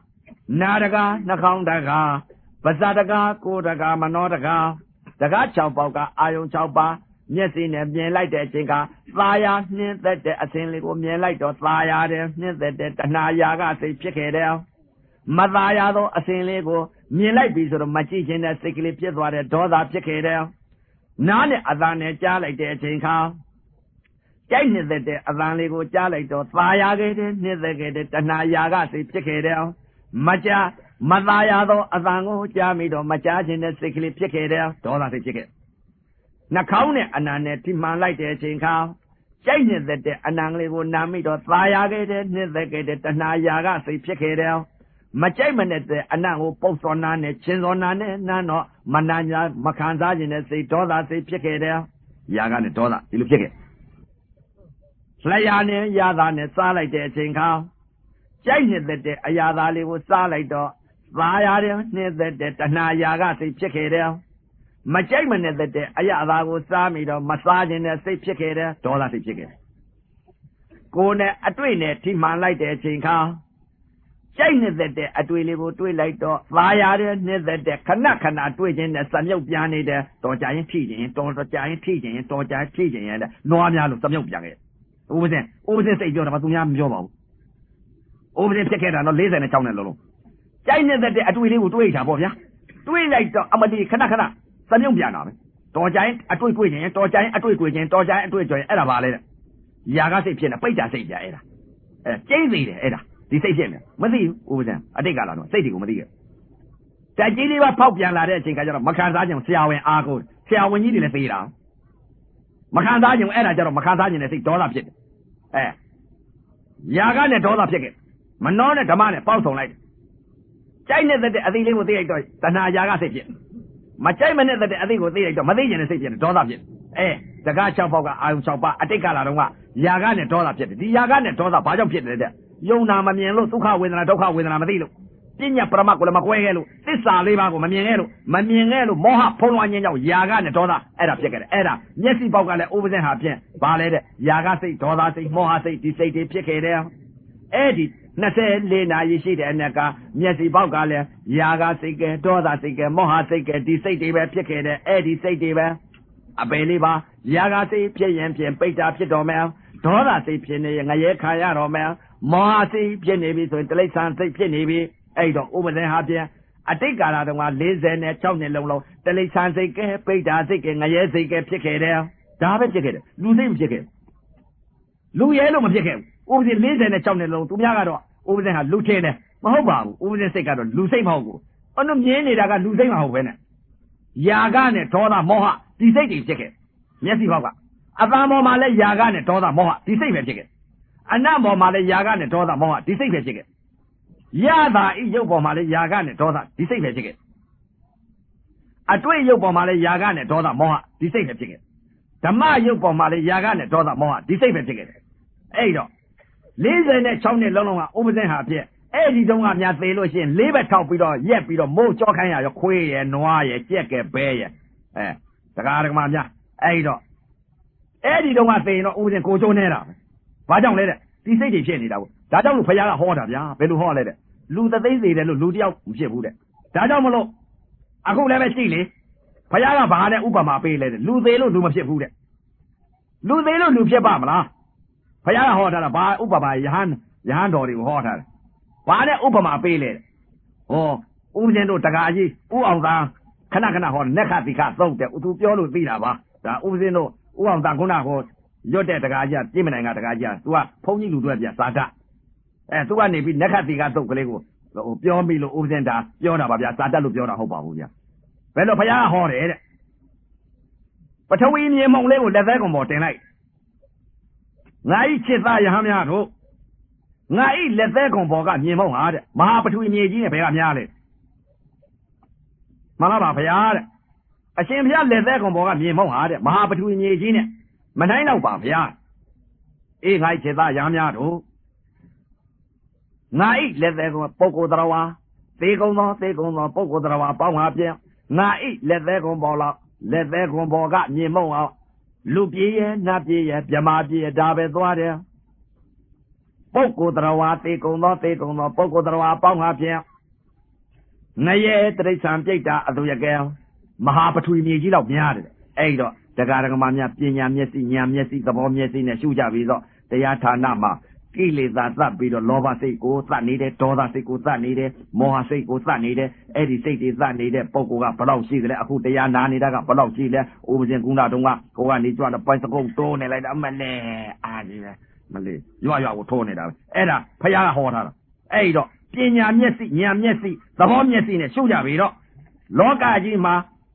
လောဘကိလေသာဒေါသကိလေသာမောဟကိလေသာအပယ်လေးပါးပွားစီတတ်တဲ့ကံတွေဖြစ်မှာဆိုလို့ဒီကံတွေကိုလွတ်မြောက်အောင်ကျင့်ညာအထုတ်ပြီးသတိပဋ္ဌာန်တရား၄ပါးနဲ့လိုက်နေတဲ့ပုံကိုယ်တွေနဲ့ပိုက်စကုတ်တိုးနေတဲ့ပုံကိုယ်လောဘအာယုန်လေးနဲ့လောကကြီးပျော်ပါပြီးတော့ခုနတုန်းကတရားတောင်းတဲ့ပုံကိုယ်ကဘုရားတပည့်တော်တို့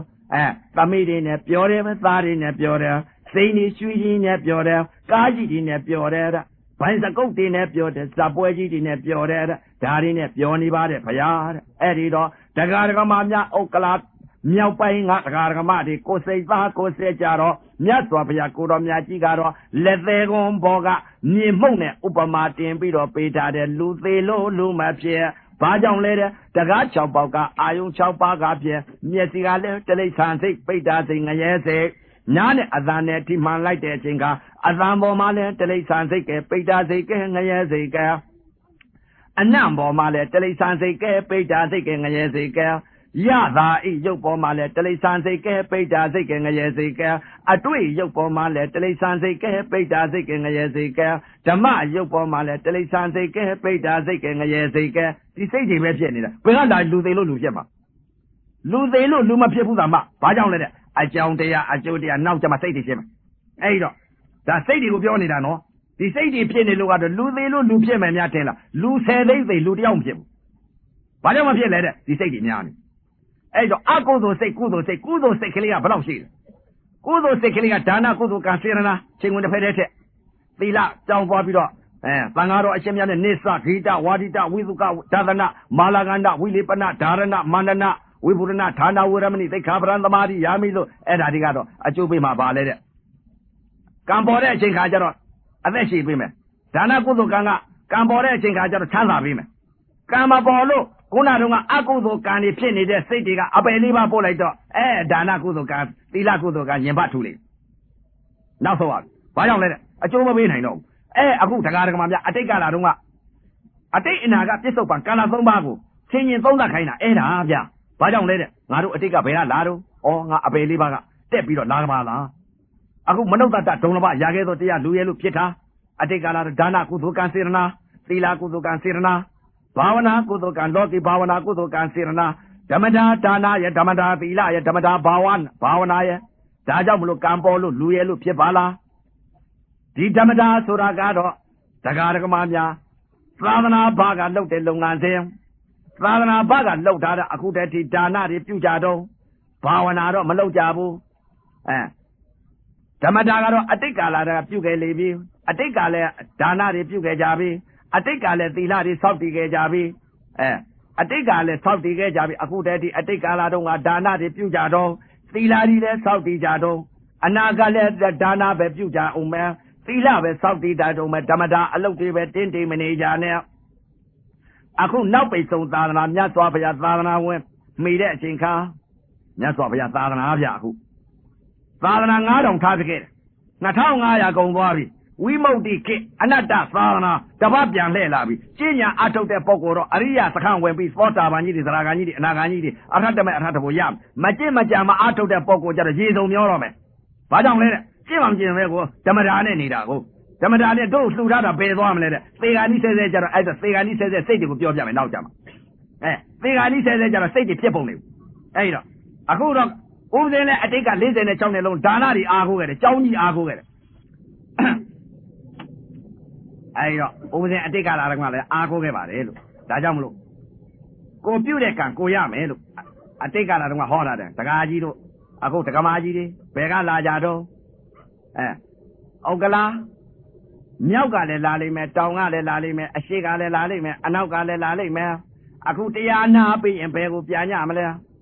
ကိုအိမ်လေးကိုတော့ကိုပြန်ညလိမ့်မယ်ဒါကြောင့်မလို့ကိုလာတဲ့လမ်းကိုပြန်ညလိမ့်မယ်ကိုလာတဲ့လမ်းကိုပြန်ညမယ်ကိုဆောက်လုပ်ထားတဲ့အိမ်ကိုပြန်ညတော့မယ်ကိုနေကြတော့မယ်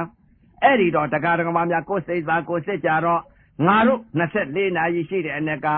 ဘယ်စိတ်ကြီးဖြစ်နေတယ်လဲဆိုတာကိုစိတ်ကလေးကိုစစ်သိတော့အဲ့ဒီတော့အကြောင်းတရားအကျိုးတရားတဲ့24နာရီရှိတဲ့အ내ကဘယ်စိတ်ကြီးဖြစ်လဲတဲ့ပညာသွားရတတ်တဲ့ပါပညာကရှိကထွက်တယ်အဲ့ဒီတော့ပညာကဘယ်လိုထွက်တယ်လဲတဲ့အဲ့တော့ပညာကရှိပညာပွားတိုင်းတတ်တဲ့ပါအဲ့တော့ဥပဒေတို့ရှိမှလဲဒီလိုပဲပညာသွားရတတ်တဲ့ပါဆိုအခုဒီမှာလဲရှိကြမှာပေါ့လေဥပဒေတို့နောက်ကုန်းရွာပြောမှာပါဗျာဥပဒေတို့နောက်ကုန်းကတော့ဟိုဒါကြဥက္ကလာပကမြို့ကြီးတော့မပြောတတ်ပါဘူးအဲ့တော့ဥပဒေတို့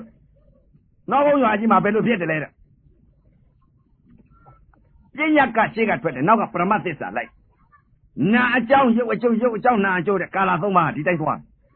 အကြောင်းကြောင့်အကျိုးဖြစ်တဲ့ယုံနာအကြောင်းကင်းလို့အကျိုးတရားမဖြစ်ဘူးအဲ့ဒီတော့နာအကြောင်းရုပ်အကျိုးရုပ်ကအကြောင်းနာကအကျိုးနာကအကြောင်းရုပ်ကအကျိုးအကြောင်းအကျိုးဖြစ်နေတဲ့ယုံနာပါပဲအဲ့ဒီတော့ဒီယုံနဲ့ဒီနာအကြောင်းအကျိုးတရားတွေကိုသိရင်သိပညာပရမတ်ကိုကွဲရင်ကွဲနာအိအာယုံကြောင့်ဖြစ်နေတဲ့ဥပါဒံတရားတွေသိရင်သိမသိလို့ရှိရရှိရင်ပြတရားဓမ္မများကိုချိုးနေတော့မယ်ဒါကြောင့်မလို့အခုသာသနာကြီးမိတဲ့အချိန်ခါမှာမကြင့်မကြံမအားထုတ်ဖဲနဲ့မနေကြပါနဲ့လို့ဥပဇင်းဟာအသိပေးခဲ့ပါရဲ့ရဲတဲ့ကြငါတင်နေငါကြောင်စကြံနေငါဖျားခဲ့မယ်ရှေ့ကပညာထွက်ပါတယ်လို့ အခုနောက်ပိတ်ဆုံးသာသနာမှာဘယ်ငါမြကြာမယ်ထင်ကြဒါကြောင့်တရားဆိုတာကတထိုင်းနဲ့အပယ်လွတ်ပါတယ်လို့ထိုင်းရပါလို့ဥပဇင်းကတော့အလုသမားမို့လို့အပြောသမားမဟုတ်ဘူးဒါကြောင့်မို့လို့ဥပဇင်းကဒီမဲ့အလုသမားမို့လို့ဒီပိတ်ဆောင်တဲ့ပုဂ္ဂိုလ်မန္တကြီးကြီးကြီးကျယ်ကျယ်ထိုးပြီးတော့ဒီမဲ့ဥပဇင်းကအလုသမားအပြောသမားမဟုတ်ဘူးလုံမှကြိုက်တယ်နာတော့လည်းနာပေါ့အခုကဥပဇင်းကဟောပြနေတာကဥပဇင်းတရားဓမ္မများစိတ်တွေကိုသဘောပေါက်ကြအောင်လို့ဟောပြတာအဲ့တော့ဒါကြောင့်မလို့ရဲတဲ့ကြငါတင်တင်ငါကြောင်စကြံနေငါဖျားခဲ့မယ်လို့ရှိကပြညာထွက်အခုနောက်ပိတ်ဆုံးသာသနာမှာဘယ်ငါမြကြာမယ်တင်နေရဲတဲ့ကြငါတင်တင်ငါကြောင်စကြံနေငါဖျားခဲ့မယ်အဲ့တော့မနေ့၅ပါးည၅ပါးအော်ဟစ်ခိုးနေတဲ့၅ပါးရဲတဲ့ပေါ်တင်းနေလေဦးမယ်တင်းနေကြောင်စားနေဦးမယ်၅ပါးသီလမြဲတာဘယ်၅ပါးသီလလေတဲ့ရဲတဲ့ကြ6နာရီကတော့များပြီပေါ့လေဗျာရဲတဲ့ကြငါတင်နေငါကြောင်စားတယ်ကြံနေငါဘယ်ငါမြကြာမယ်ထင်ကြတယ်အခုနောက်ပိတ်ဆုံးသားသလား2500တဲ့ဝင်လာပြီဝင်လာတော့လုံရင်လုံကြမလုံလို့ရှိရင်ရေစုံမျောတော့မယ်ဘာကြောင့်လဲတဲ့ကတ်3ပါးဆိုတာစိုက်ဒုဗိကန္တရကယောဂကန္တရသတ္တံကရကကတ်ကတ်3ပါးကစိုက်တော့မယ်သမာဓိရှိတဲ့ပုဂ္ဂိုလ်တော့တရားကြလေသစ္စာ၄ပါးတရားတော်မြတ်ကြည်ရတဲ့ပုဂ္ဂိုလ်ဖျားကြလေ၅ပါးသီလအဋိသီလအဋိစိတ်တအဋိပညာတဲ့သီလဝိသုဒ္ဓိစိတ်တဝိသုဒ္ဓိပညာဝိသုဒ္ဓိသုံးတိ3ပါးစင်ကြယ်တဲ့ပုဂ္ဂိုလ်မဟာသောတာပန်ကြီး၅ပါးသီလမြဲတဲ့ပုဂ္ဂိုလ်အဲ့ဒီငါကြံလေ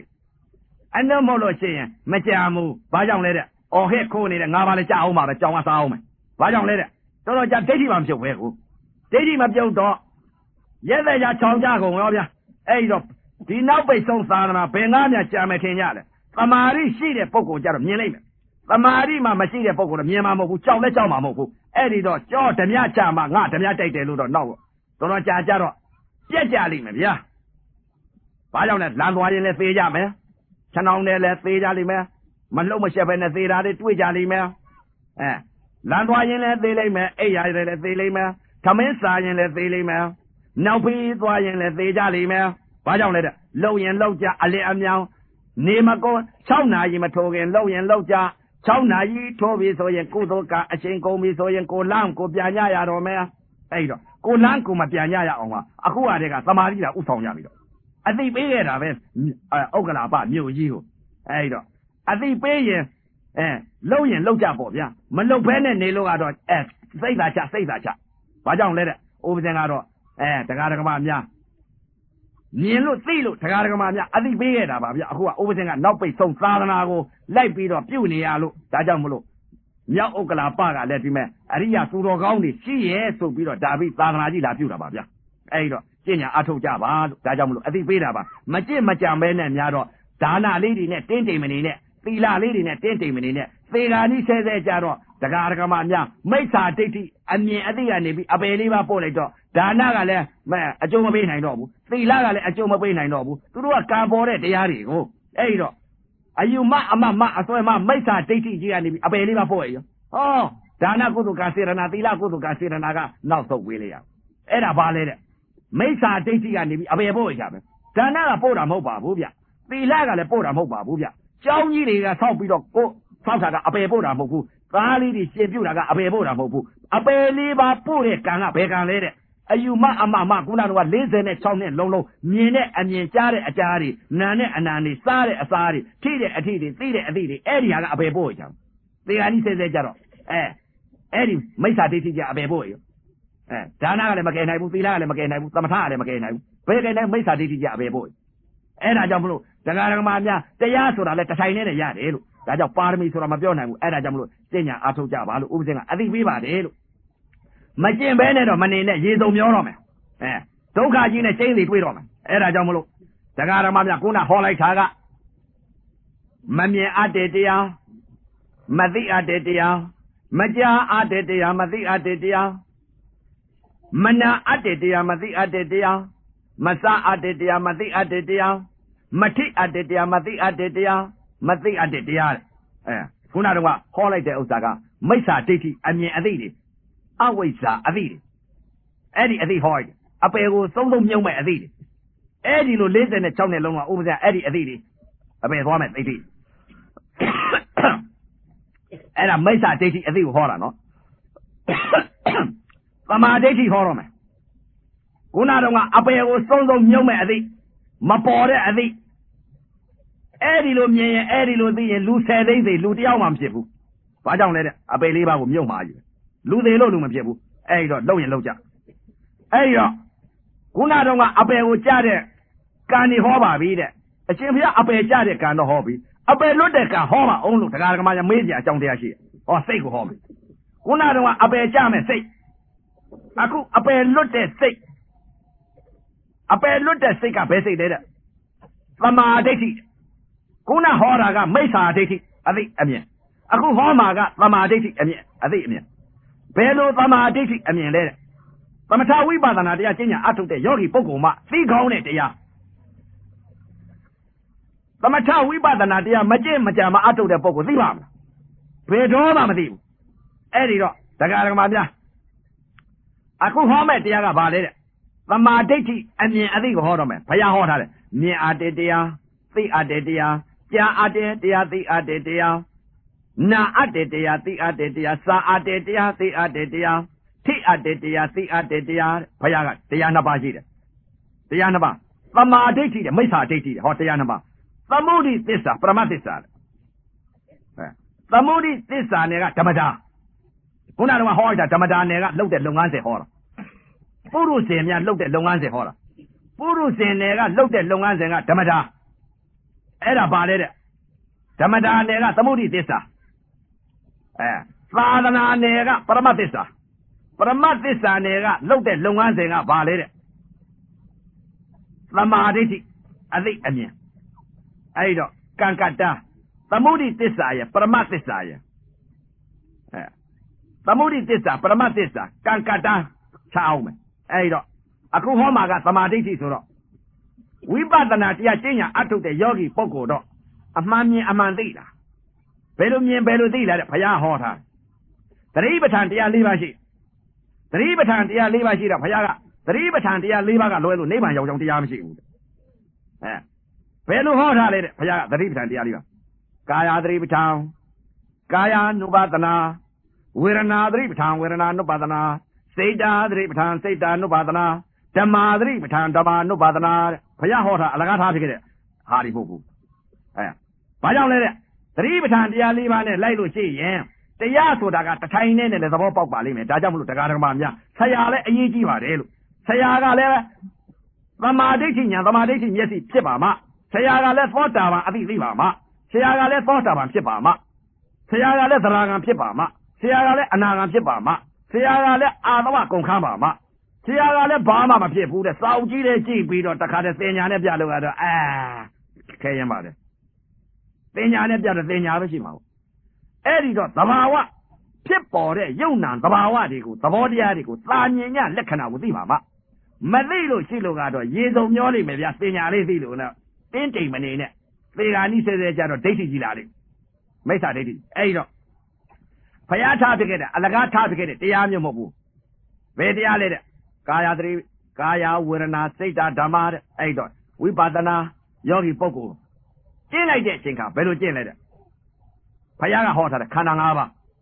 ဘယ်လိုခန္ဓာ၅ပါးဟောလဲယူပဲခန္ဓာဝေဒနာခန္ဓာသင်ညာခန္ဓာသင်္ခါရခန္ဓာဝိညာဉ်နဲ့ခန္ဓာနာမ်ခန္ဓာ၄ပါးယုတ်တရားခန္ဓာ၅ပါးတဲ့ခန္ဓာ၅ပါးဟာဘယ်ခန္ဓာကိုရှုတရားရမှာပဲသမထကတော့40ရှိတယ်ကြိုက်တာလောက်ကြတယ်ပေါက်တော်တစ်ခုဓာတ်ကိုပေါက်သွားတဲ့ပုဂ္ဂိုလ်ရှိတယ်ခန္ဓာကိုပေါက်တဲ့ပုဂ္ဂိုလ်ရှိတယ်နာဣလက္ခဏာပေါက်တဲ့ပုဂ္ဂိုလ်ရှိတယ်ရုပ်ဣလက္ခဏာပေါက်တဲ့ပုဂ္ဂိုလ်ရှိတယ်အတုပဣလက္ခဏာပေါက်တဲ့ပုဂ္ဂိုလ်ရှိတယ်လက္ခဏာဒီအဲ့တော့ဓာတ်ဣသောတာပန်နာဣလက္ခဏာမြင်တဲ့သောတာပန်ရုပ်ဣလက္ခဏာမြင်တဲ့သောတာပန်အတုပဣလက္ခဏာမြင်တဲ့သောတာပန်ခန္ဓာ၅ပါးမြင်သွားတဲ့သောတာပန်အာယတနာဣမြင်သွားတဲ့သောတာပန်နာဣအကြောင်းအကျိုးမြင်တဲ့သောတာပန်ရုပ်အကြောင်းနာအကျိုးမြင်သွားတဲ့သောတာပန်သောတာပန်นี่စိတ်တွေခွဲလိုက်မယ်ဆိုလို့ရှိရင်အမလေးပြောဟောလို့မကုန်နိုင်တော့စိတ်တွေပြောခြင်းလို့စိတ်အဲ့တော့လုံရင်လုံကြဗျာအခုဒီသာသနာကြီးမိတဲ့အချိန်ခါမှာမပျော်ကြနဲ့တော့ပျော်လို့ရှိရင်ရေစုံမျောတော့အပယ်လေးပါးကိုများ ကြာသွားပြီဆိုရင်အရင်မလေးရမြတ်စွာဘုရားအလောင်းကိုမမျှော်နဲ့တော့အပယ်ပုံရောက်သွားပြီဆိုခွေးဖြစ်ပြီဆိုရင်တော့ဝက်တွေနွားတွေရေထဲငါးတွေဖြစ်ပြီကိုကျိုးနေပြီအခုဒီနာဥက္ကလာပဆိုတဲ့ဥစ္စာငမိုးရိတ်ကြီးလည်းနေပါပြီနဲ့ဗျာအဲ့တော့လုံရင်လုံမလုံလို့ရှိရင်ငမိုးရိတ်ကြီးအကုန်လိမ့်ကြကုန်မယ်အဲ့တော့ဘာကြောင့်လဲတဲ့လောဘတွေအများနေတာကိုလောဘစိတ်ဆိုတော့ပိတ်ကြကိုအဲ့ဒါရေထဲကိုလိမ့်ကြကုန်ပါများအဲ့တော့ကြိုးစားကြအဲ့တော့အသိလာပေးတာပဲအသိစိတ်ကလေးတွေဥက္ကလာပမြို့ကိုလာပြီးတော့အသိပေးတာအဲ့တော့သတိပဋ္ဌာန်တရား၄ပါးဟာဝိပဿနာယောဂီပုဂ္ဂိုလ်ဟာဖြစ်အသိဉာဏ်ဝိဇ္ဇာဉာဏ်ရလာပြီဆိုလို့ရှိရင်ဖြစ်အာနာပါနတတိကိုယူယူသမထကတော့40ရှိတာပဲကြိုက်တာလောက်ကြတာပဲပေါက်တော့တစ်ခုပါပဲတဲ့အဲ့တော့သတိပဋ္ဌာန်တရား၄ပါးဘုရားဟောထားတယ်ကာယဝေဒနာစိတ်ဓမ္မတဲ့ဥပဇင်းတို့ကျင့်လာခဲ့တဲ့အကျင့်တွေကဘယ်လိုကျင့်လာခဲ့လဲကနဦးစိတ်ကလေးဟာအာနာပါနတတိကိုယူလိုက်ဘယ်လိုယူလိုက်အစ္ဆတာကတနာကတွန်းလိုက်တယ်ဝါရောဗဟိတာကကံပေါ်လိုက်တယ်ဝါရောတွန်းတဲ့သဘောလေးကိုအသီလေးကိုလိုက်လိုက်တယ်ကံတဲ့ဟာလေးကိုအသီလေးကိုလိုက်လိုက်တယ်တွန်းသဘောလေးကိုသိလိုက်ကံသဘောလေးကိုသိလိုက်ဒါပဲသိတာအောက်ကကြာကြာထိုင်မှများလာတော့ဝေဒနာဖြစ်လာဝေဒနာဖြစ်လာတော့နာတိပြတွန်းတယ်ကံတယ်လို့သိနေတဲ့စိတ်ကလေးဟာမနေနိုင်တော့ဘယ်သွားလဲဝေဒနာသွားခံစားရဝေဒနာသွားသိတင်းနာပေါ်တော့တင်းတယ်လို့သွားသိတင်းတယ်လို့သွားသိတော့အဲ့တင်းတဲ့သဘောတရားလေးကိုအစနဲ့အလယ်နဲ့အဆုံးနဲ့အသိလေးဆုံးအောင်လိုက်တဲ့အချိန်ခါမှာကနဦးစိတ်ကလေးဟာနာတိပြတွန်းတာကံတာလေးသိနေတာကာယသတိပဋ္ဌာန်ဝေဒနာသွားပြီးခံစားရကြဝေဒနာသတိပဋ္ဌာန်ဝေဒနာကိုအတိလေးဆုံးသွားတယ်တဲ့ဓာတ်ကြီးလေးပါရှိတဲ့အ ਨੇ ကပထဝီဓာတ်ဖောက်ပြန်လာတဲ့အချိန်ကတင်းတာပေါ်လာတော့တင်းတာအစအလေအဆုံးလိုက်တယ်အတိလေးဆုံးသွားတော့စိတ်ဓာတ်သတိပဋ္ဌာန်စိတ်ဓာတ်သတိပဋ္ဌာန်ခဏပဲစိတ်တစ်ခဏလေးပဲချမ်းသာလိုက်နောက်တစ်ခါပြန်ပြီးတော့တင်းတာကချုပ်သွားပြီးတော့တောင်းတာပေါ်လာတယ်တောင်းတာပေါ်လာပြန်တော့တစ်ခါဒုက္ခပြန်ခံစားပြန်နာခံစားပြန်တော့နာဟာနာကိုလိုက်တာကိုဘုရားကဟောထားတယ်ဝေဒနာနာလို့ဆိုထားတော့ညာဣသိမှုသဘောကိုလိုက်နာရာကြီးကိုမလိုက်နာရာကြီးလိုက်ရင်တော့အပယ်သွားကြိုက်တာကြီးနာရာကြီးသိရင်အပယ်သွားပူရာကြီးသိရင်တော့အပယ်သွားအဲ့တော့ဘုရားကဟောထားတယ်ဝေဒနာနာနဲ့နာကိုသိမှုသဘောကိုလိုက်အဲ့တော့ဝေဒနာဒီနာဣသဘောကိုလိုက်တော့နာဟာဒုက္ခနဲ့ဒုက္ခခံစားနေပါလားခုနတုန်းကတော့ဒုက္ခခံစားပြီးတော့ဒုက္ခဝေဒနာကုန်ဆုံးသွားတော့စိတ်ကလေးကချမ်းသာပြီးတော့အေးဓာတ်ကလေးခံစားလိုက်ခံစားပြီးတော့တခါပြန်ပြီးတော့ဒုက္ခခံစားပြန်ပါလားနာဣလက္ခဏာဒုက္ခနဲ့ဒုက္ခခံစားနေတဲ့သဘောတရားပါလားလို့ဒီလိုသိလားစိတ်ဒါခန္ဓာကိုရှာမှသိမှာခန္ဓာမရှာလို့တော့သိမှာမဟုတ်ပါဘူးအဲ့တော့ခန္ဓာရှာလိုက်တော့စိတ်တွေကိုသိအဲ့တော့နာဣသဘောတရားပါလေဒုက္ခနဲ့ဒုက္ခခံစားတဲ့သဘောတရားပါလားနာကလည်းသူ့သဘောပဲဒီလိုသိလားနာကလည်းသူ့သဘောရုပ်ကလည်းသူ့သဘောပဲဒီလိုသိလားမြင်နေတာကြီးလည်းအတုပသဘောပဲဒီလိုသိလားအဲ့တော့နာကဒုက္ခဒုက္ခခံစားတဲ့သဘောကလည်းသူ့သဘောမဟာဘုဒ္ဓကြီးလေးပါဖောက်ပြန်နေတဲ့ယုတ်တွေကလည်းတင်းတဲ့သဘောကလည်းသူ့သဘောတောင်းတဲ့သဘောကလည်းသူ့သဘောထုံတာကလည်းသူ့သဘောအောက်နာကလည်းသူ့သဘောကြိုက်လာတာကလည်းသူ့သဘောကြက်လာတာကလည်းသူ့သဘောချွေးတွေယိုကျလာတာလည်းသူ့သဘောပူတာကလည်းသူ့သဘောအေးတာကလည်းသူ့သဘောလှုပ်တာကလည်းသူ့သဘောကန္နာကလည်းသူ့သဘောရုပ်တွေကလည်းသူ့သဘောသူဆောင်နေပါလားနန္တကလည်းဒုက္ခနဲ့ဒုက္ခနဲ့ခံစားနေပါလားမြင်နေတာကြတာကြအတုပါကြီးပါလားအယုစုကြီးပါလားဒါအပုပ်အသိုးကြီးဒီရုပ်ကြီးဟာဘာမှသိတတ်တဲ့တရားမရှိပါလားလို့တော့ယုံတာနာယုတ်ကိုလည်းသိတယ်ယုံနာကိုလည်းကွဲသွားနာယုတ်ကိုလည်းသိတယ်ယုံနာကိုလည်းသိတယ်နာယုတ်ကဘယ်ဟာလဲယုံနာကဘယ်ဟာလဲနာအကြောင်းယုံအကြောင်းနာအကြောင်းအဲ့ဒါသိသွားယုံနာလည်းကွဲသွားယုတ်ကိုလည်းပိုင်းခြားပြီးသိလိုက်ကြံနာကိုလည်းပိုင်းခြားသိလိုက်ကြံဘုရားကဟောထားတယ်နာကိုပိုင်းခြားသိရမယ်တဲ့ယုတ်ကိုပိုင်းခြားသိရမယ်တဲ့တချို့ပြောလေပြောတာရှိတယ်နာကိုပိုင်းခြားယုတ်ကိုပိုင်းခြားသိတယ်နာမရူပပရိစ္ဆေဒဉာဏ်လို့အဲ့ဒီလိုပြောတယ်အဲ့ဒီလိုတော့မသိဘူးရုပ်ကိုခန္ဓာကိုရှာတော့ရုပ်ကိုပိုင်းခြားတဲ့သိတဲ့စိတ်ကလေးနာမ်ကိုပိုင်းခြားသိတဲ့စိတ်ကလေးဒါတော့သိတယ်ဗျစာတဲ့ကယုံနာ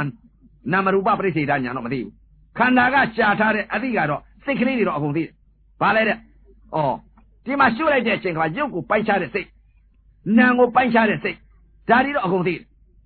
ယုံနာလည်းအပိုင်းပြတ်ကွဲနေဘယ်လိုကွဲလဲနောက်ကျတော့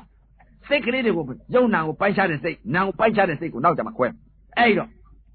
အခုကယုံနာကွဲတဲ့သဘောတရားကိုသတိပဋ္ဌာန်တရား၄ပါးဟာသူ့သဘောမြင်လိုက်တော့ကနဦးစိတ်ကလေးဟာ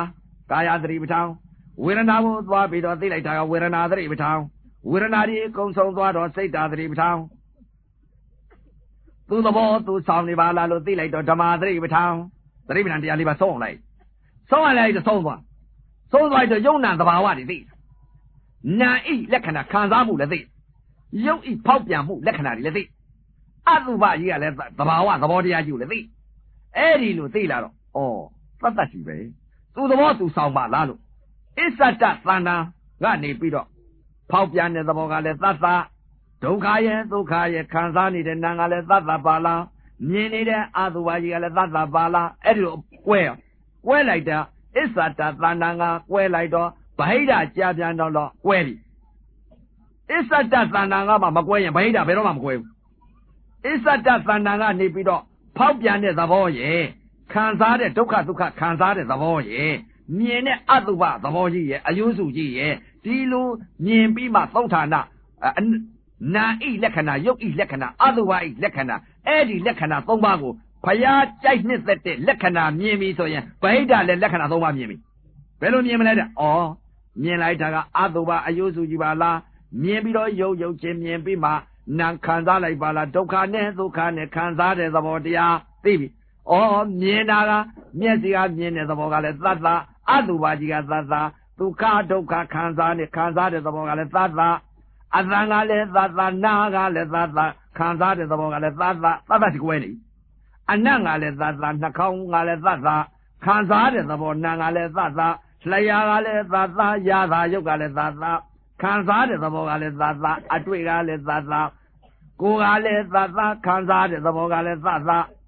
မနောကလည်းသတ္တဓမ္မကလည်းသတ္တခံစားတဲ့သဘောကောင်းမကောင်းခံစားနေတဲ့နာကလည်းသတ္တအဲ့ဒီလိုအပိုင်းပြဗဟိတလည်းကွဲပြန်အဲ့ဒီလိုကွဲမှအပေလွတ်တယ်ဗျာဒီလိုမှမကွဲလို့မိမမြင်မိမသိလေးပဲထောက်ရဲတာဆင်းတော့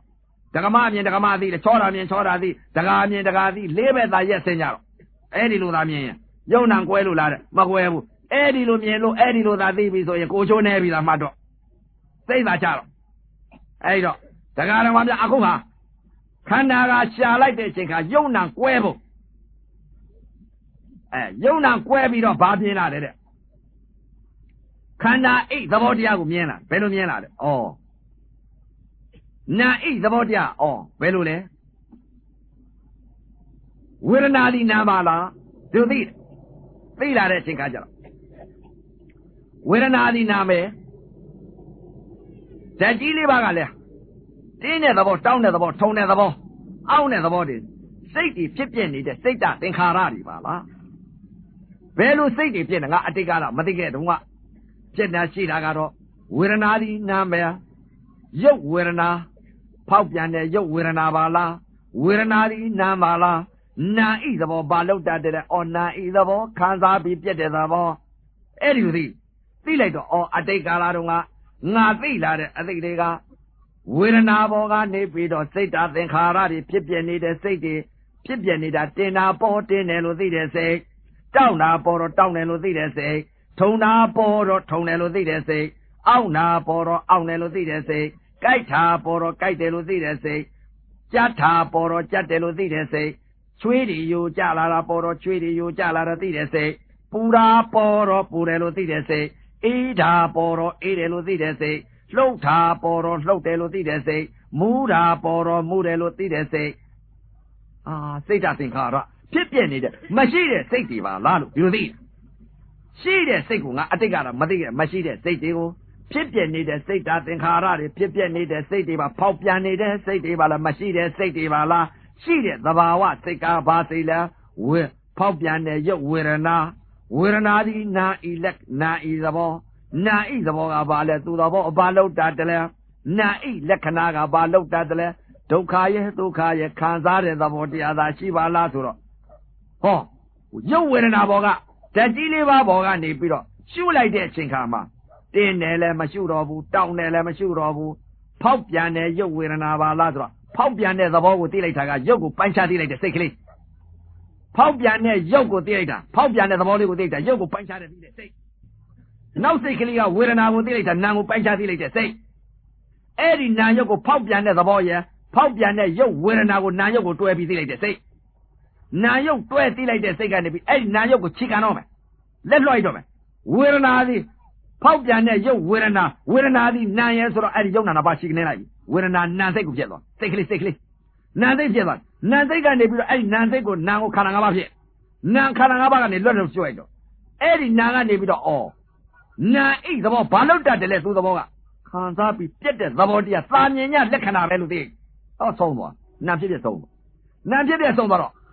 ခန္ဓာကိုယ်ကရှာလိုက်တဲ့အချိန်ခါမှာတင်းနာလည်းမရှိတော့ဘူးတောင်းနာလည်းမရှိတော့ဘူးထုံနာလည်းမရှိတော့ဘူးအောက်နာလည်းမရှိတော့ဘူးတင်းနာပေါ်လဲခံစားပြီးပြက်တဲ့သဘောတောင်းနာပေါ်လဲခံစားပြီးပြက်တဲ့သဘောထုံနာပေါ်လဲခံစားပြီးပြက်တဲ့သဘောအောက်လာတာပေါ်လဲခံစားပြီးပြက်တဲ့သဘောကြိုက်လာတာပေါ်လဲခံစားပြီးပြက်တဲ့သဘောကြက်လာတာပေါ်လဲခံစားပြီးပြက်တဲ့သဘောချွေးရီယိုကြလာတာပေါ်လဲခံစားပြီးပြက်တဲ့သဘောပူတာပေါ်လဲခံစားပြီးပြက်တဲ့သဘောအေးတာပေါ်လဲခံစားပြီးပြက်တဲ့သဘောလှုပ်တာပေါ်လဲခံစားပြီးပြက်တဲ့သဘောတွန်းတာပေါ်လဲခံစားပြီးပြက်တဲ့သဘောရားတာပေါ်လဲခံစားပြီးပြက်တဲ့သဘောစိတ်ဓာတ်သင်္ခါရတွေချုပ်ကို